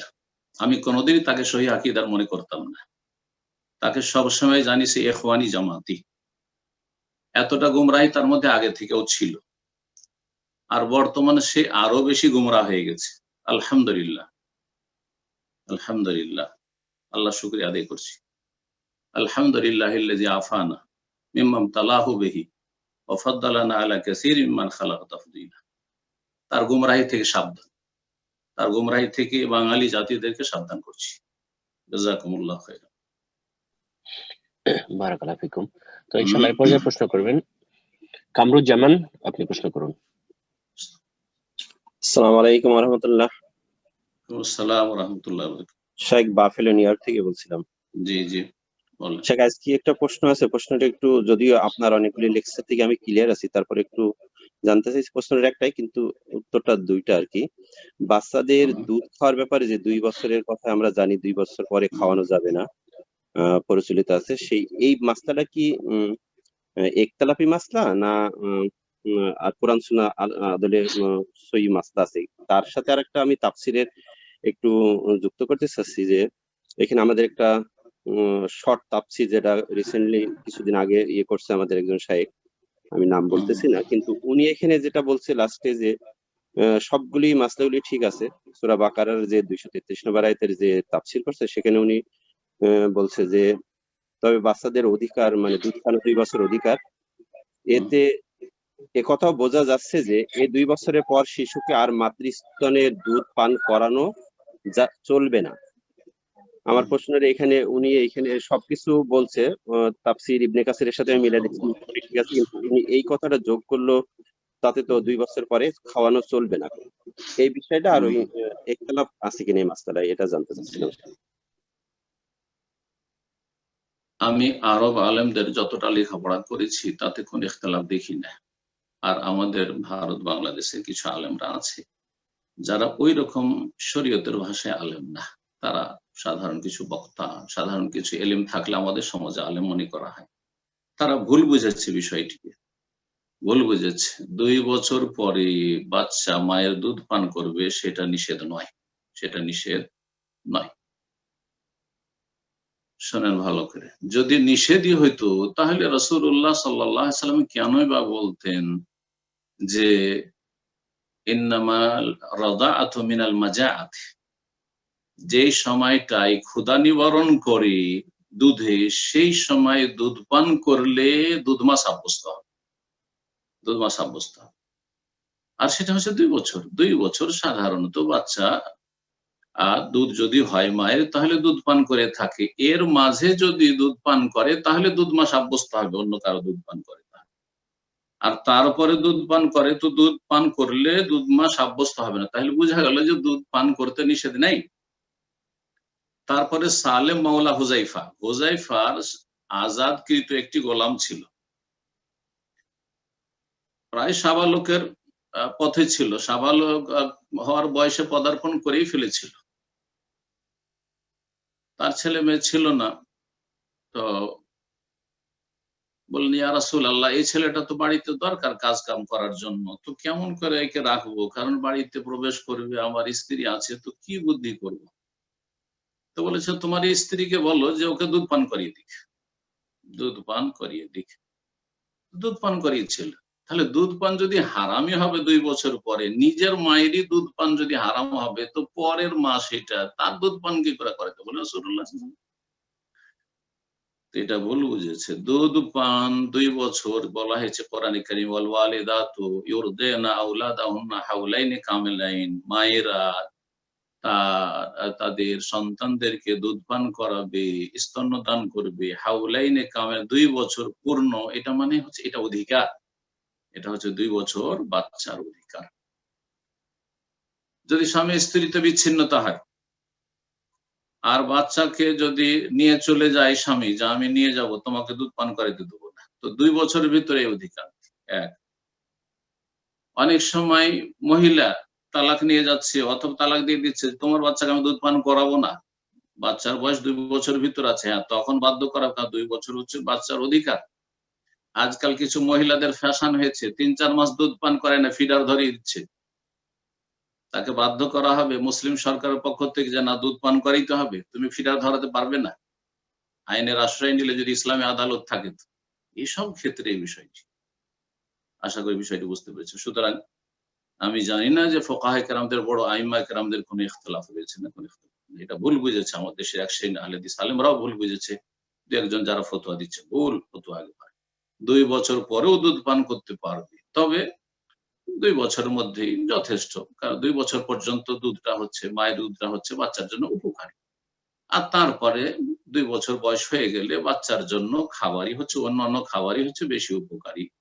এটা লিখেছেন উলামায়ে কেরামগণ এই বিষয়ে। সুতরাং দুধ ছাড়িয়ে দেওয়াটাই ভালো, কিন্তু দুধ পান করালে সেটা নাজায়েজ নয়। আল্লাহু আ'লাম। জি, জাযাকাল্লাহ খায়রান। তো ইনশাআল্লাহ এই পর্যায়ে প্রশ্ন করবেন এনামুল হক, আপনি প্রশ্ন করুন। আসসালামু আলাইকুম ওয়া রাহমাতুল্লাহি ওয়া বারাকাতুহু। শেখ কেমন আছেন? ওয়া আলাইকুম আসসালাম ওয়া রাহমাতুল্লাহি ওয়া বারাকাতুহু। বলেন। আমি লন্ডন থেকে বলছি এনামুল। জি, আমার প্রশ্ন হলো, ওযুর সময় যদি দাড়ির ভিতরে আঙ্গুল মানে পানি দিয়ে আঙ্গুল ঢুকাইতে মেসওয়াক করতে ভুলে যাই, তাহলে কি করতে হবে? এবং এর সাথে আরেকটা, যাদের প্রস্রাবের একটু সমস্যা আছে, এক ওযুতে বেশিক্ষণ ধরে রাখতে পারে না, তারা কি তাহাজ্জুদের ওযুতে কি ফজরের সালাত পড়তে পারবে?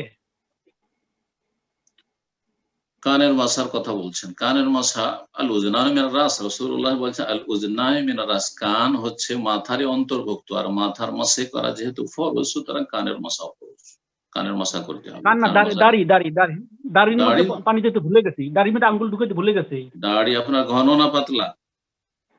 এভারেজ, খুব ঘনও না পাতলা, একেবারে পাতলাও না। যদি পাতলা হয় তাহলে পানি দিয়ে ধৌত করতে হবে, মানে পানি জড়ে পৌঁছাইতে হবে। পাতলা মানে দেখা যাচ্ছে, চামড়া দেখা যাচ্ছে, এটা হচ্ছে পাতলার মাপকাঠি। আর যদি চামড়া না দেখা যায়, দাড়িতে ঢেকে আছে, চামড়া দেখা যাচ্ছে না দাড়ির তলায়, তাহলে ওপর থেকে পানি বহিয়ে নয় যথেষ্ট। খিলাল করা সুন্নাত, খেলাল করা সুন্নাত, খেলাল করা ওয়াজিব নয়। আর ঘন দাড়িতে জড়ে জড়ে পানি পৌঁছাইতে হবে, এটিও কোনো জরুরি নয়, মোটেই নয়, এটি বাড়াবাড়ি। জি, তাহলে এটা খুব সহজ বিষয়। আপনি যত জটিল হিসাবে নিয়েছেন, না না, খেলাল করার কোনো প্রয়োজন নেই। ওপর থেকে দাড়িতে যদি কেউ পানি বইয়ে দেয়, এটাই যথেষ্ট। জি, খেলাল করা মাসনুন, সুন্নাত শুধু, ওয়াজিব নয়। দ্বিতীয় বিষয়টি বললেন যে, কি বলছিলেন? যে এই যে প্রস্তাবে আপনার যদি থাকে, ঘন ঘন যাদের মানে পেশাবের প্রয়োজন হয়, তারা তাহাজ্জুদের উযুতে ফজর পড়তে পারবে কিনা? কেন পারবে না? 5 ওয়াক্ত পড়েন না, এখন 24 ঘন্টা জেগে থাকেন আর 5 ওয়াক্ত পড়েন, আর 5 ওয়াক্তের মধ্যে যত সুন্নাত নফল আছে একই উযুতে পড়েন। জি হ্যাঁ, আশা করি বিষয়টি বুঝতে পেরেছেন, কোনো অসুবিধা নেই। আপনি যদি এশা থেকে ফজর পর্যন্ত জেগে থাকেন, এশার উযুতে এশা পড়লেন, তাহাজ্জুদ পড়লেন, ফজর পড়েন, কোনো অসুবিধা নেই। জাযাকুমুল্লাহ। বারাকাল্লাহু ফিকুম। ইনশাআল্লাহ এই পর্যায়ে প্রশ্ন করবেন রুকেয়া, আপনি প্রশ্ন করুন।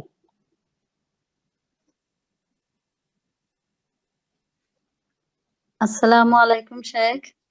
ওয়ালাইকুম আসসালাম ওয়া রাহমাতুল্লাহি ওয়া বারাকাতুহু। জি, আমার প্রশ্ন হচ্ছে কসর নামাজ নিয়ে, যে নারী পুরুষ উভয়ের ক্ষেত্রে মানে বাবার বাড়ি বা শ্বশুর বাড়িতে গেলে কসরের টাইমে, কসর অবস্থায় বা কসরের দূরত্ব অনুসারে সেক্ষেত্রে কি মানে কসর পড়তে হবে কিনা? আর হচ্ছে কসরের সাথে কি সম্পদের কোনো ওয়ারিসের সম্পর্ক আছে কিনা? যে অনেকেই বলে যে বাবার বাড়িতে সম্পদ থাকলে কসর পড়তে হবে, এই ধরনের কোনো ইয়ে আছে কিনা এই বিষয়টা? ঠিক আছে। কসরের সম্পর্ক হচ্ছে সফরের সাথে, মকিম অবস্থার সাথে নয়। অর্থাৎ মকিম অবস্থায় কসর চলবে না। কসর মানে 4 রাকাত বিশিষ্ট ফরজ সালাতকে 2 রাকাত পড়া, যোহর 2, আসর 2 আর এশা 2, এই 3টি সালাতে কসর রয়েছে। মাগরিবে 3 পড়তে হবে, কসর নেই। ফজরও কসর নেই, কসর শুধু রয়েছে ফরজে, সুন্নাতে নাই। তো আশা করি বিষয়টি কসর মানে পুরো সালাতকে কমিয়ে দিয়ে 4 রাকাত সালাতকে 2 রাকাত পড়ার বিধান। এর সম্পর্ক হচ্ছে সফরের সাথে, অসুস্থতার সাথে নয়, কোনো কিছুর সাথে নয়, শুধু সফরের সাথে। এখন একজন বোনের বা একজন নারীর যখন বিয়ে হয়ে যায়, তখন তার বাড়ি হচ্ছে স্বামীর বাড়ি, তার বাড়ি হচ্ছে স্বামীর বাড়ি। তো স্বামীর বাড়িতে সে মুকিম, স্বামীর বাড়িতে কসর করবে না। স্বামীর বাড়িতে যখন বাবার বাড়ি যাবে, সেটা যেহেতু বিয়ে হয়ে গেছে, বাবার বাড়ি নিজের বাড়ি নয়, বাবার বাড়ি নিজের বাড়ি নয়। এইরকমই যদি শ্বশুর বাড়ি ধরেন গ্রামে আছে, শ্বশুর বাড়ি সেটা, শ্বশুর বাড়ি নিজের বাড়ি নয়, শ্বশুর বাড়িও নিজের বাড়ি নয়। যদি স্বামী শ্বশুর বাড়ি থেকে পৃথক থাকে, আলাদা শহরে আছে ধরেন, অথবা স্বামী গ্রামে আছে, স্বামী এক জায়গায় আছে, এক এলাকায় আছে, আর স্বামীর বাবা অর্থাৎ সেই মহিলার শ্বশুর অন্য জায়গায় আছে, তাহলে শ্বশুর বাড়িতেও সে মুসাফির, শ্বশুর বাড়িতেও সে মুসাফির। বা সফরের দূরত্ব হইতে হবে। সফরের দূরত্ব কতটুকু? সফরের দূরত্ব হচ্ছে দুটি মত রয়েছে এই ক্ষেত্রে। একটি হচ্ছে যে 80 কিলোমিটারের মতো, 48 মাইল মানে 80 কিলোমিটার মতো। কিন্তু তার চাইতে শক্তিশালী মত হচ্ছে যে যেটাকে সেখানকার ভাষায় সফর বলা হয়। আর সফরের জন্য মোটামুটি একটা প্রস্তুতি নিয়ে গেছেন, সেখানে থাকবেন 2-3 দিন, কাপড় চোপড় নিয়ে গেছেন, আপনি প্রস্তুতি নিয়ে গেছেন যে ওখানে আমি থাকবো। আর সফরে 4 দিনের মধ্যে যদি সফর থাকে তাহলে কসর চলবে। যদি প্রথম থেকে নিয়ত করেন যে আমি সেখানে 5 দিন থাকবো, বাবার বাড়ি গিয়ে 5 দিন থাকবো বা 7 দিন 1 মাস থাকবো, তাহলে প্রথম থেকে পুরো সালাত করবে। শ্বশুর বাড়ি গিয়ে আমি 4 দিন বা 3 দিন থাকবো, তাহলে কসর করবেন। কিন্তু আপনি 5 দিন থাকবো সেখানে গিয়ে, তাহলে প্রথম দিন থেকে মুকিম। শুধু রাস্তাতে যাওয়ার পথে, যখন রাস্তায় থাকবেন, আসার পথে রাস্তায় থাকবেন, তখন কসর করবেন। কসরের সম্পর্ক সম্পদের সাথে আছে কিনা? না, কোনো সম্পর্ক নেই। কেউ কারো কাছে ভাগ পাবে, অধিকার আছে সেই জন্য তো একজন তো ভাইয়ের কাছ থেকে পেতে পারে, ভাইয়ের ভাই ছাড়া কেউ নাই, তো ভাই মারা গেলে তার ভাই ধন সম্পদ পাবে। হ্যাঁ, তাই বলে কি আপনার আপনার ভাইয়ের বাড়িতে গেলে ই চলবে না, কসর চলবে, এমন কথা নাই। তো বাবার বাড়িতে ধন সম্পদ আছে, এখনো ভাগ নেয়নি, সেই জন্য সেখানে সে মুকিম, আর কসর চলবে না এমন কথা নাই। যখন বিয়ে হয়ে গেছে তখন বাড়ি কোনটা? শরীয়তের দৃষ্টিতে তার বাড়ি হচ্ছে তার স্বামীর বাড়িটা, তার বাড়ি হচ্ছে তার স্বামীর বাড়িটা। হ্যাঁ, স্বামীর সাথে সম্পর্ক খারাপ হয়ে গেছে, এখন বিচ্ছিন্ন, এখন বাবার বাড়িতে স্থান নিয়েছে না, সেটা বাবার বাড়ি তখন তার। জি, বিধবা হয়েছে, বাবার বাড়িতে এসছে, এখন বাবার বাড়িতে তার বাড়ি। যেখানে স্থায়ী থাকবে যে এটা আমার বাড়ি, এখন বাসস্থান, সেটাই তার বাড়ি। আশা করি বিষয়টি বুঝতে পারছেন। তো ইনশাআল্লাহ এই পর্যায়ে প্রশ্ন করবেন মোহাম্মদ আরিফ, আপনি প্রশ্ন করুন। আসসালামু আলাইকুম রাহমাতুল্লাহ। শাইখ, আসসালামু ওয়া রাহমাতুল্লাহি ওয়া বারাকাতুহু। শাইখ, আমার প্রশ্নটা হচ্ছে আবু বকর রাদিয়াল্লাহু আনহুর খিলাফতের সূচনা সম্পর্কে। সেখানে আর কি একটা ঘটনা ঘটে যে উমর রাদিয়াল্লাহু আনহু আবু বকর রাদিয়াল্লাহু আনহুকে বলেন যে আনসার সাহাবীগণ সাকিফায়ে বনু সাইদাতে একত্রিত হন এবং সাদ বিন উবাদা রাদিয়াল্লাহু আনহুকে খিলাফতে নির্বাচিত করতে চান। তো মানে এছাড়া আরেকটা মত বলা হয় যে হ্যাঁ, মানে খলিফা, মানে আনসারগণ তাকে প্রাধান্য দেন, মানে হ্যাঁ খলিফা হিসেবে। এবং সাথে আরেকটা কথা বলেন, যদি এক্ষেত্রে মুহাজিরগণ একমত না হয় তাহলে আনসারদের মধ্যে থেকে একজন আমির এবং মুহাজিরদের মধ্যে থেকে একজন আমির নিয়োগ দেওয়া হবে। তো সেক্ষেত্রে হযরত আবু বকর, উমর এবং ওবাইদুল্লাহ ইবনে জাররাহ সেখানে যান এবং আর কি হযরত আবু বকর এই ক্ষেত্রে অনেকগুলো কথা আছে, যাই হোক সময় সংক্ষিপ্ততার কারণে একটু বলছি, যে আর কি বলেন যে মুহাজিরগণ হচ্ছে খিলাফতের অধিক হকদার। তো আর কি প্রশ্নটা এই বিষয়ে যে কেন আনসারদের ক্ষেত্রে, মানে আনসাররা কেন আর কি খিলাফতের হকদার হলো না? যদি আপনার একাধিক বক্তব্যে শুনেছি যে মুহাম্মদ সাল্লাল্লাহু থেকে আগে থেকে ইঙ্গিত ছিল হযরত আবু বকরকে খিলাফতে দায়িত্বের বিষয়ে, তাকে মানে ইমামতির বিষয়ে, তো কেন আনসাররা আর কি এই বিষয়গুলা জানার পরেও কেন আর কি মানে একজনকে খলিফা বানাতে চাইলো, বা আর কি এই বিষয়ে একটু দ্বিধাগ্রস্ত, যদি একটু পরিষ্কার করতেন। প্রথম কথা যে এই বিষয়গুলি ঐতিহাসিক বিষয়, এই বিষয়ে সাধারণ মানুষের জন্য এত বিষয় ডিপলি ঢোকার কোনো প্রয়োজন নেই, এটা মনে রাখবেন। তো তারপরেও আপনার অবগতির জন্য বলছি, সেটা হচ্ছে যে এখন যেমন আপনার আমার সামনে হাদিসের কিতাব আছে, একসাথে বুখারী খুললে এতগুলো হাদিস পেয়ে যাচ্ছেন, মুসলিম খুললে একসাথে এতগুলি হাদিস পেয়ে যাচ্ছেন।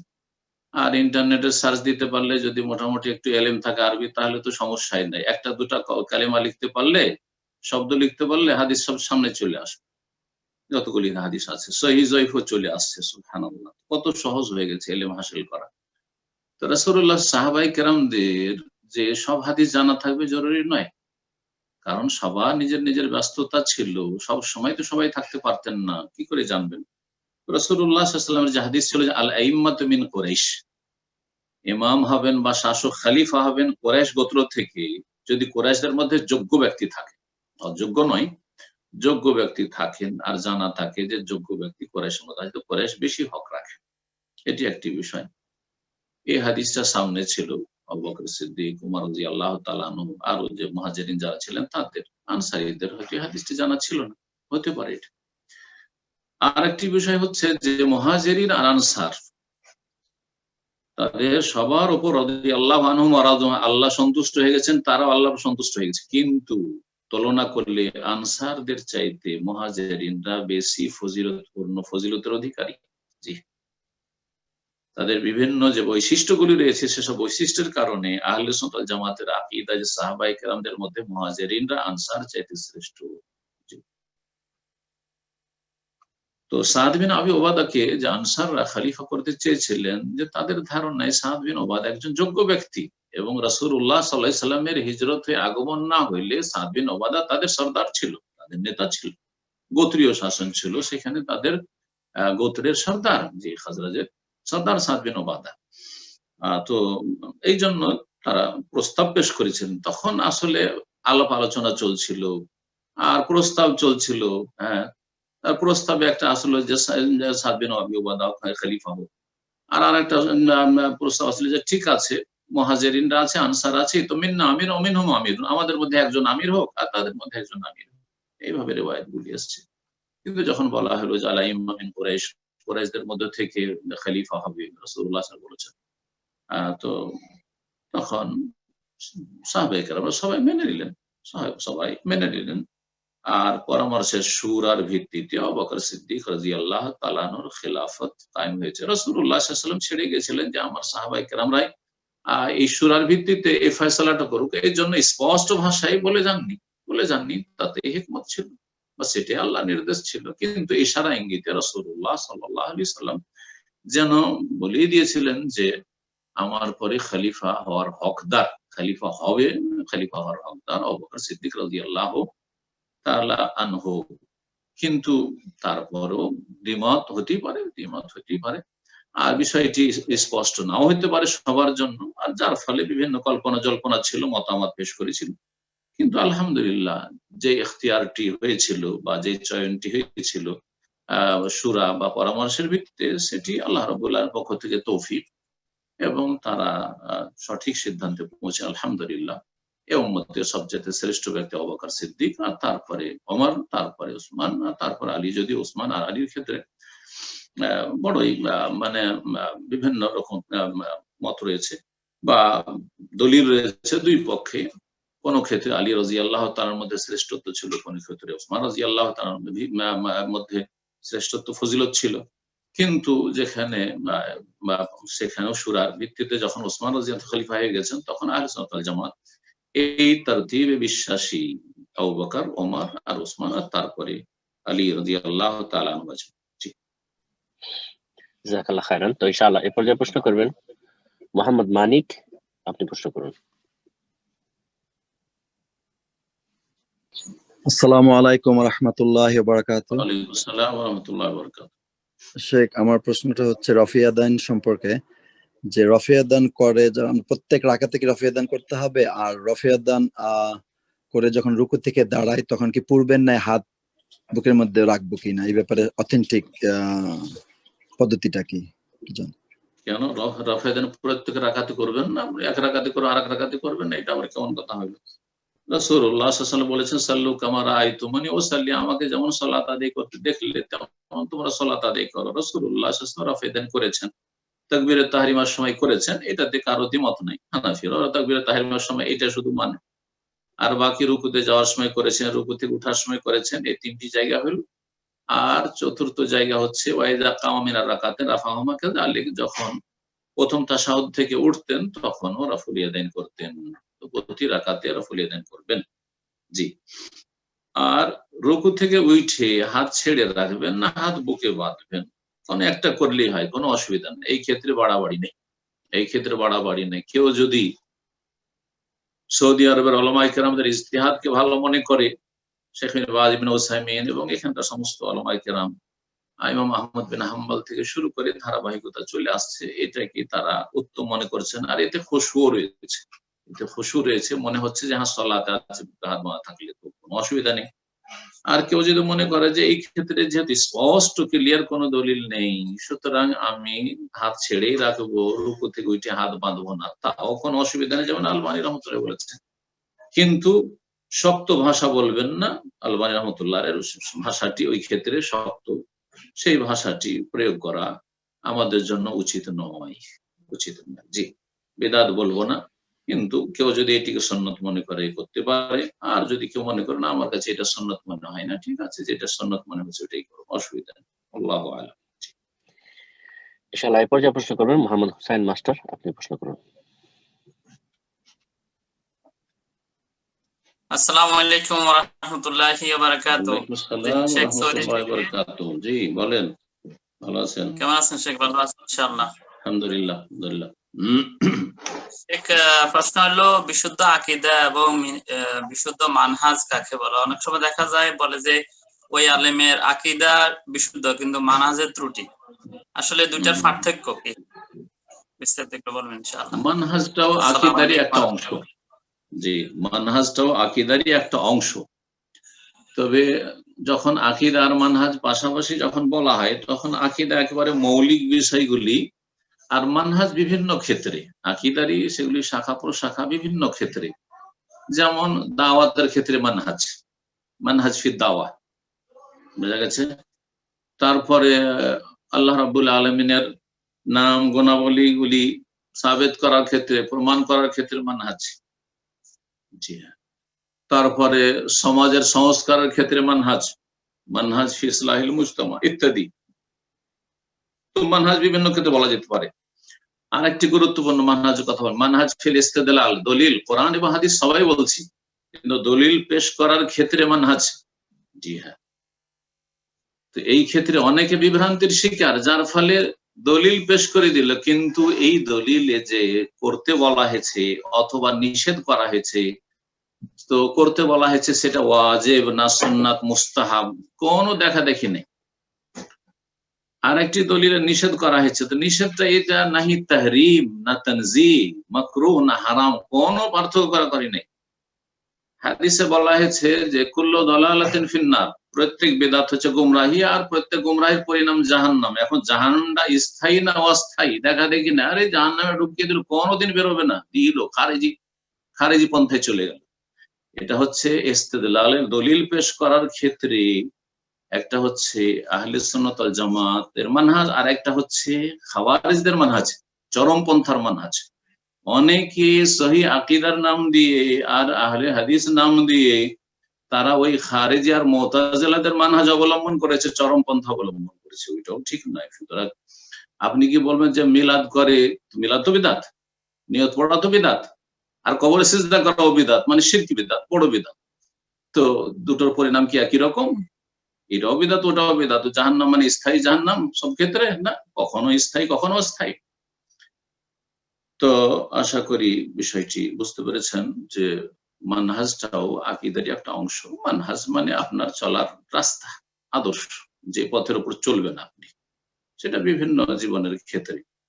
তো এমনকি আচার আচরণের ক্ষেত্রে মানহাজ, আপনার যে বিপক্ষে, আপনার বিপক্ষে ফিকহি মাসলা ইখতিলাফ রয়েছে, ফিকহি মাসলা ইখতিলাফ আমাদের রয়েছে, কিন্তু যে আমার বিপরীত ফতোয়া দিচ্ছে তার সাথে আমার তাআমুল, আচরণের মানহাজটা কেমন হওয়া উচিত?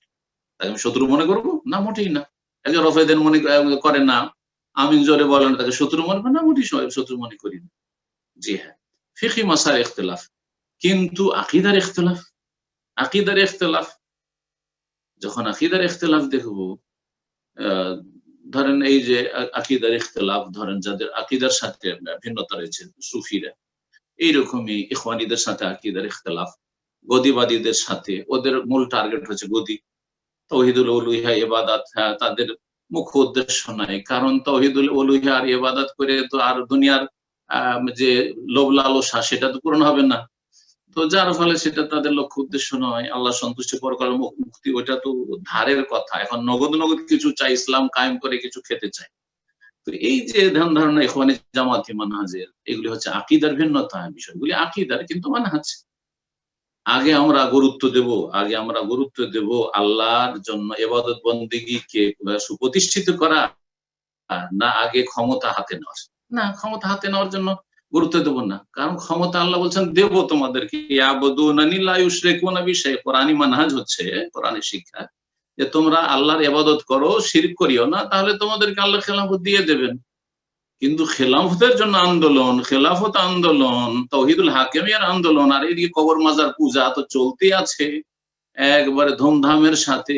হ্যাঁ, আর একটি কবর কমাইতে পারলাম না, আর কমাবার চেষ্টা করলাম না, শুধু ক্ষমতা আর ক্ষমতা আর ক্ষমতা ক্ষমতা। আউযুবিল্লাহ। তো কথা হচ্ছে যে মানহাজটাও আকীদারই একটা অংশ, তবে বিভিন্ন ক্ষেত্রে বিভিন্ন রকমের আপনার এই মানহাজের প্রয়োগটি হবে। কোন ক্ষেত্রে আপনি আলোচনা করতে চাইছেন, কোন ক্ষেত্রে আপনি লিখতে বলতে চাইছেন, সেই ক্ষেত্রে তখন মানহাজ। যেমন আমাদের দাওয়াতের মানহাজ হচ্ছে আমাদের আগে তাওহীদুল ইবাদা প্রতিষ্ঠিত করতে হবে। আম্বিয়া রাসূলগণের দাওয়াতের মুখ্য উদ্দেশ্য ছিল তাওহীদুল ইবাদা, এটি হচ্ছে মানহাজ ফি দাওয়া। কিন্তু ইখওয়ানিদের মানহাজ হচ্ছে যে আমাদেরকে ক্ষমতা আগে হাতে নিতে হবে, এটা হচ্ছে তাদের মানহাজ।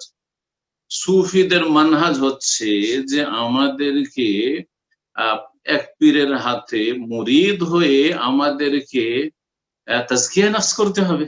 জি, তাজকিয়া নফস করতে হবে, আর বাকি দুনিয়ার কোনো খোঁজ খবর নেই।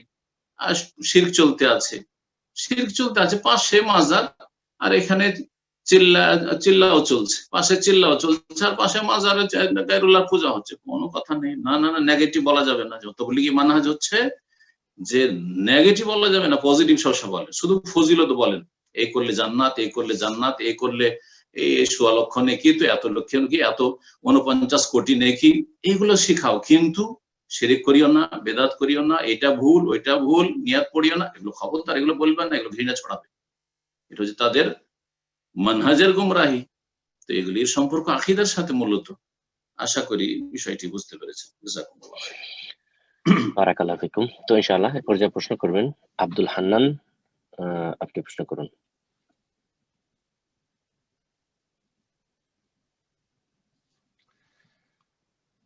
আব্দুল হান্নান, আপনার ফোনটা আনমিউট করে নিন, প্রশ্ন করুন। আসসালামু আলাইকুম। ওয়ালাইকুম আসসালাম ওয়া রাহমাতুল্লাহি ওয়া বারাকাতুহু। শেখ কেমন আছেন? জি আলহামদুলিল্লাহ। বলেন আব্দুল হান্নান ভাই, নিউ ইয়র্ক নাকি? জি শেখ। আচ্ছা আচ্ছা, মাশাআল্লাহ, বলেন। শেখ, আমি প্রশ্ন করতেছিলাম, আমরা যারা প্রবাসে আছি, আমরা তো আশা করি ইনশাল্লাহ হয়তো মৃত্যু হয়, যদি আল্লাহ আমাদেরকে মুসলিম দেশে নেয় বা আমাদের দেশে নেয়, সেখানে মৃত্যু হলে হয়তো মুসলিম দেশে কবর হবে। যদি আমাদের এই কাফের দেশে মৃত্যু হয়, তখন আমাদের লাশ কি আমরা কি ওসিয়ত করে যাব যে আমাদের লাশটা মুসলিম দেশে নিয়ে কবর দেওয়ার জন্য, নাকি না যত তাড়াতাড়ি, কারণ ওইটার উপরে বলতে যে যত তাড়াতাড়ি কবর দেওয়ার কথা বলা হয়েছে, সেটা কি আমরা কি এখানে কবর দেওয়ার জন্য বলবো, না আমাদের দেশে পাঠানোর কথা বলবো? আর এটার কারণে কি আরেকটা প্রশ্ন, যেমন এখানে যারা আছে অনেকেই অ্যাডভান্স কবর কিনে রাখে, এটার ব্যাপারে যদি একটু বলবেন। এটা যদি এখানে কবর দেওয়ার সিদ্ধান্ত হয়, তাহলে কি এখানে কবর কিনে রাখা যাবে কিনা? আচ্ছা আচ্ছা, যারা অমুসলিম দেশে থাকছেন, যেমন আপনি আমেরিকায় থাকছেন, যদি মারা যায়, সবাই মারা যাবে, যে যেখানে আছে, যার যেখানে রুজি আছে, মত আছে, সেখানে মত হবে ইনশাআল্লাহ। তো মত সবার জন্য আল্লাহ লিখে রেখেছেন। এখন অমুসলিম দেশে আমরা যদি কেউ মারা যায়, তাহলে সেখানে দাফন করে দেবে তাড়াতাড়ি, না সেখান থেকে ওসিয়ত করে যাও যে মুসলিম দেশে দাফন করিও? মনে রাখবেন যে মুসলিম দেশে দাফন করার কোনো ফজিলত নেই। কেউ যদি বলে যে মুসলিম দেশে দাফন করলে নিয়ে গিয়ে খরচ খরচা করে ফজিলত হবে, তো ভুল কথা, কোনো ফজিলত নেই। বরং ফজিলত আছে, যত তাড়াতাড়ি মেয়েকে দাফন করবেন তত ভালো তার জন্য। নেক মানুষ হলেও ভালো, নেক মানুষ হলে, ভালো মানুষ যদি হয় তাহলে তার জন্য ভালো। আর খারাপ মানুষকে তাড়াতাড়ি দাফন করে দেন, তাহলে সেখানকার ভালো মানুষদের জন্য ভালো। আশা করি আমার কথাটি বুঝতে পেরেছেন। তোমরা জানাজা তাড়াতাড়ি, আসরিউ বিল জানাজাতি, তাড়াতাড়ি তোমরা জানাজার কাজ সম্পন্ন করো। ফাইন তাকু সালিহাতান, নেক মানুষ যদি হয়, ফাখাইরুন তুকাদ্দিমুনাহু ইলাইহি, তাহলে তাকে তার কল্যাণের দিকে তাড়াতাড়ি পৌঁছে দিচ্ছ, কেন তাকে কষ্ট দিচ্ছ রেখে উপরে? আর যদি খারাপ হয়, ফাশাররুন তাযাউন আন রিকাবিকুম, আর খারাপ মানুষ হয়, তাহলে তোমাদের কাঁধের উপরে এই খারাপটাকে কেন বসিয়ে রেখেছো? তাড়াতাড়ি কাঁধ থেকে নামাও আর দাফন করে আসো।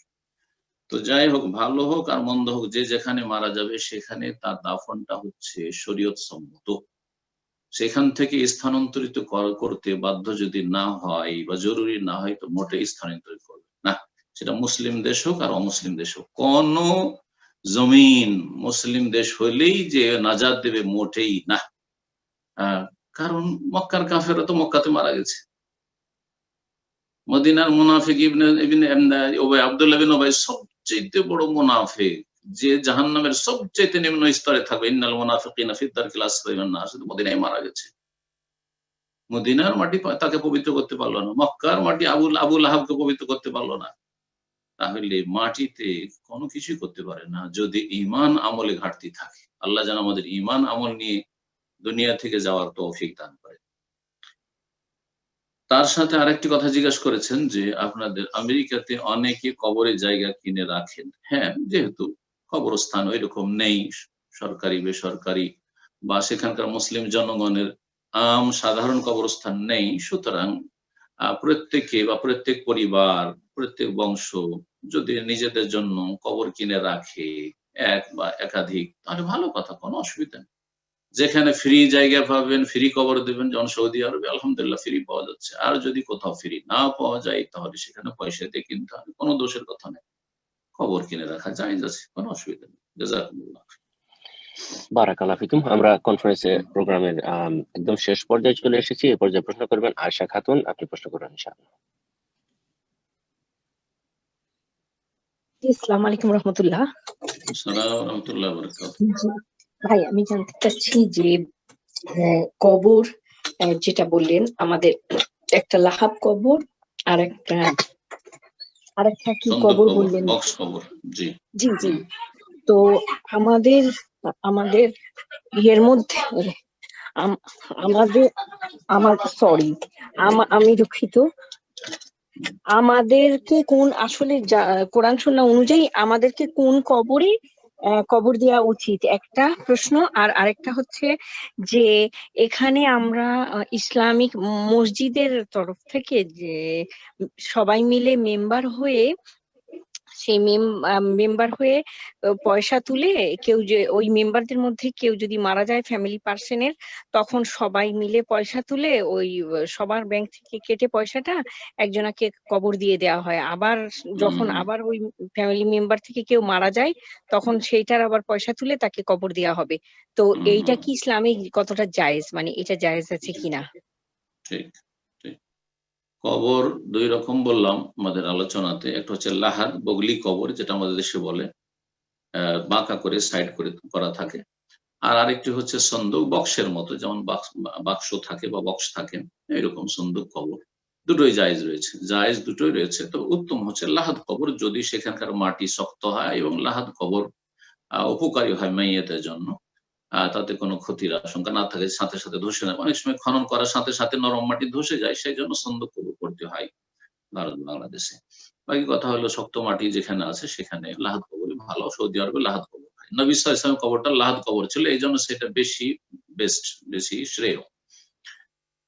আর তারপরে বললেন যে আপনাদের ওখানে কানাডায়, তো কানাডাতে বা যে কোনো দেশে মসজিদ কমিটি রয়েছে, মসজিদ কমিটির পক্ষ থেকে সেখানকার কোনো মুসলিম যদি মারা যায়, তাহলে যে মারা গেল তার যে খরচ খরচা রয়েছে দাফন কাফনে, সেটা বহন করা হয় মসজিদের ফান্ড থেকে।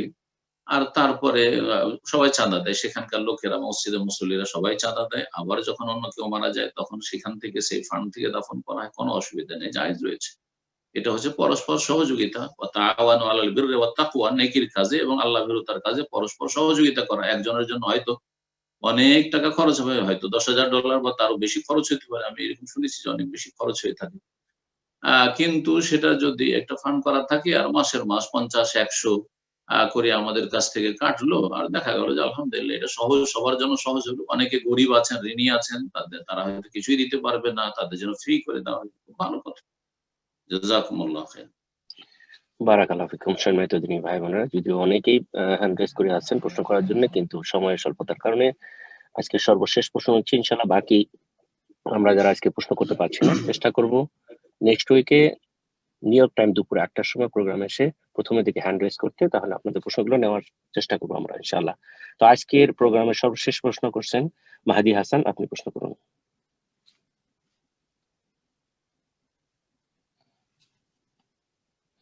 জি মাহাদি হাসান, আপনার ফোনটা আনমিউট করে নিন, প্রশ্ন করুন।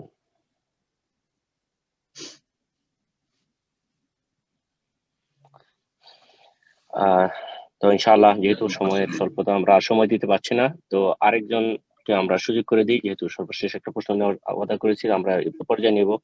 মাহমুদা জালিল, আপনি প্রশ্ন করুন।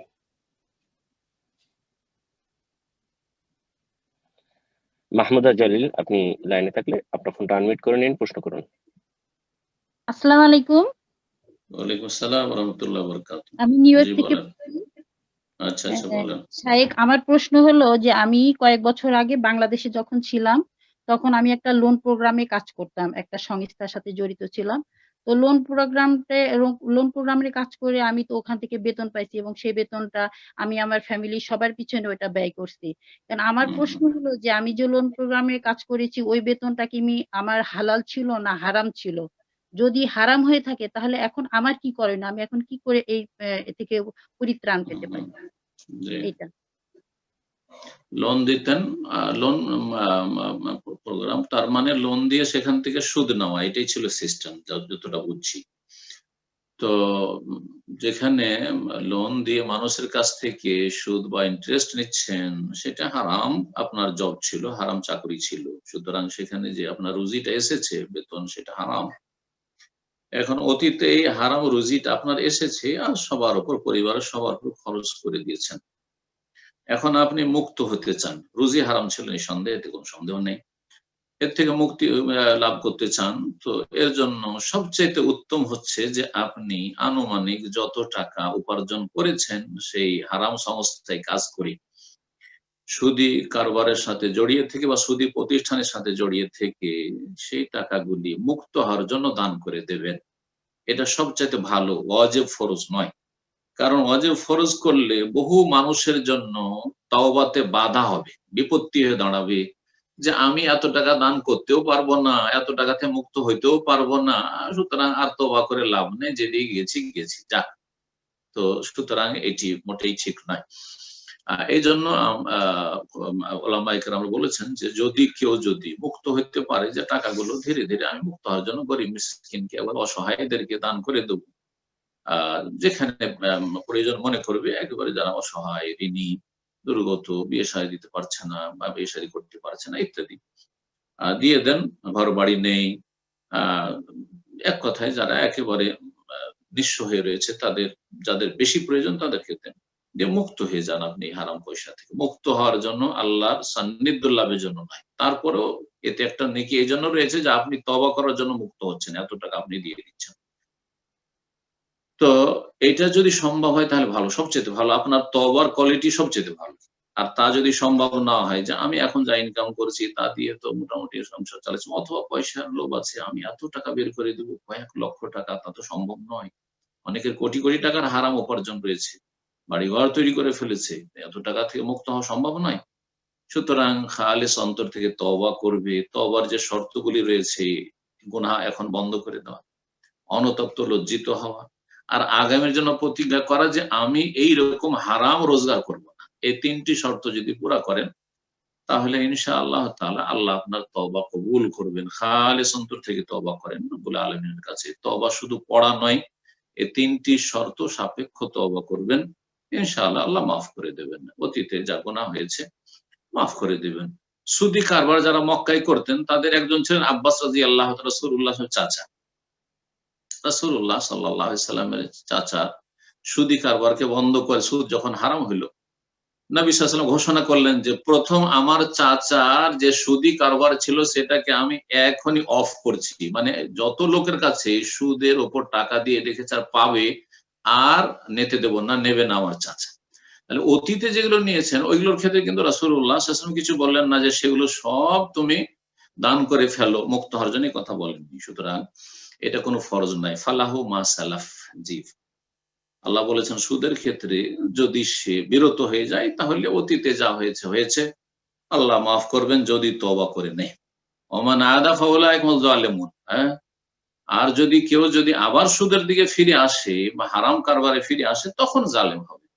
আশা করি বিষয়টি বুঝতে পেরেছেন। আল্লাহ যেন আপনার তওবাতে ইখলাস দান করেন এবং তওবা খালিস অন্তরে করার তৌফিক দান করেন, এবং আগামী জীবন যেন সুন্দরভাবে হালাল রুজির সাথে জীবনযাপনের তৌফিক দান করেন। জাযাকুমুল্লাহু খাইরান। বারাকাল্লাহু ফিকুম। শেখ, তো ইনশাআল্লাহ অনেক সময় হয়ে গেল, আজকে শেষ করে দেন। আল্লাহ হায়াতে বাঁচিয়ে রাখলে নেক্সট উইক এখানে আলোচনা শেষ করছি। রব্বুল আলামিনের কাছে দোয়া করি আল্লাহ রব্বুল আলামিন যেন আমাদেরকে হিদায়াতের উপর কায়েম রাখেন। অত্যন্ত গুরুত্বপূর্ণ এই দোয়াটি মনে রাখবেন। রব্বানা লা তুজিগ কুলুবানা বা'দা ইয হাদাইতানা। কত লোক হেদায়েত হচ্ছে, গর্ত থেকে উঠে আসছে, আবার গিয়ে আর এক গর্তে গিয়ে আছাড় খেয়ে পড়ে যাচ্ছে। সুতরাং এটি খুব বড়ই বিপজ্জনক। আল্লাহ রাব্বুল আলামিন আমাদেরকে যে হেদায়েত দান করেছেন কোরআন সুন্নাহর রাস্তার দিকে আল্লাহ যেন এই হিদায়াতের উপর প্রতিষ্ঠিত রাখেন। রব্বানা লা তুযিগ কুলুবানা বা'দা ইয হাদাইতানা ওয়া হাব লানা মিন লাদুনকা রাহমাতান ইন্নাকা আনতাল ওয়াহ্হাব। আল্লাহুম্মা ইয়া মুকাল্লিবাল কুলুব সাব্বিত কুলুবানা আলা দীনিক, ইয়া মুসাররিফাল কুলুব সাররিফ কুলুবানা আলা তাআতিক। রব্বানা আতিনা ফিদ দুনিয়া হাসানাহ ওয়া ফিল আখিরাতি হাসানাহ ওয়া কিনা আযাবান নার। ربنا ظلمنا أنفسنا وإن لم تغفر لنا وترحمنا لنكونن من الخاسرين يا حي يا قيوم برحمتك نستغيث يا حي يا قيوم برحمتك نستغيث। যা কিছু আমরা আলোচনা করলাম আল্লাহ যেন আমাদের এই নেক আমল কবুল করেন এবং এর দ্বারা আমাদের সকলকে যেন উপকৃত করেন, আমাদের নিজের জীবনকে যেন নেক জীবন গড়ার তৌফিক দান করেন।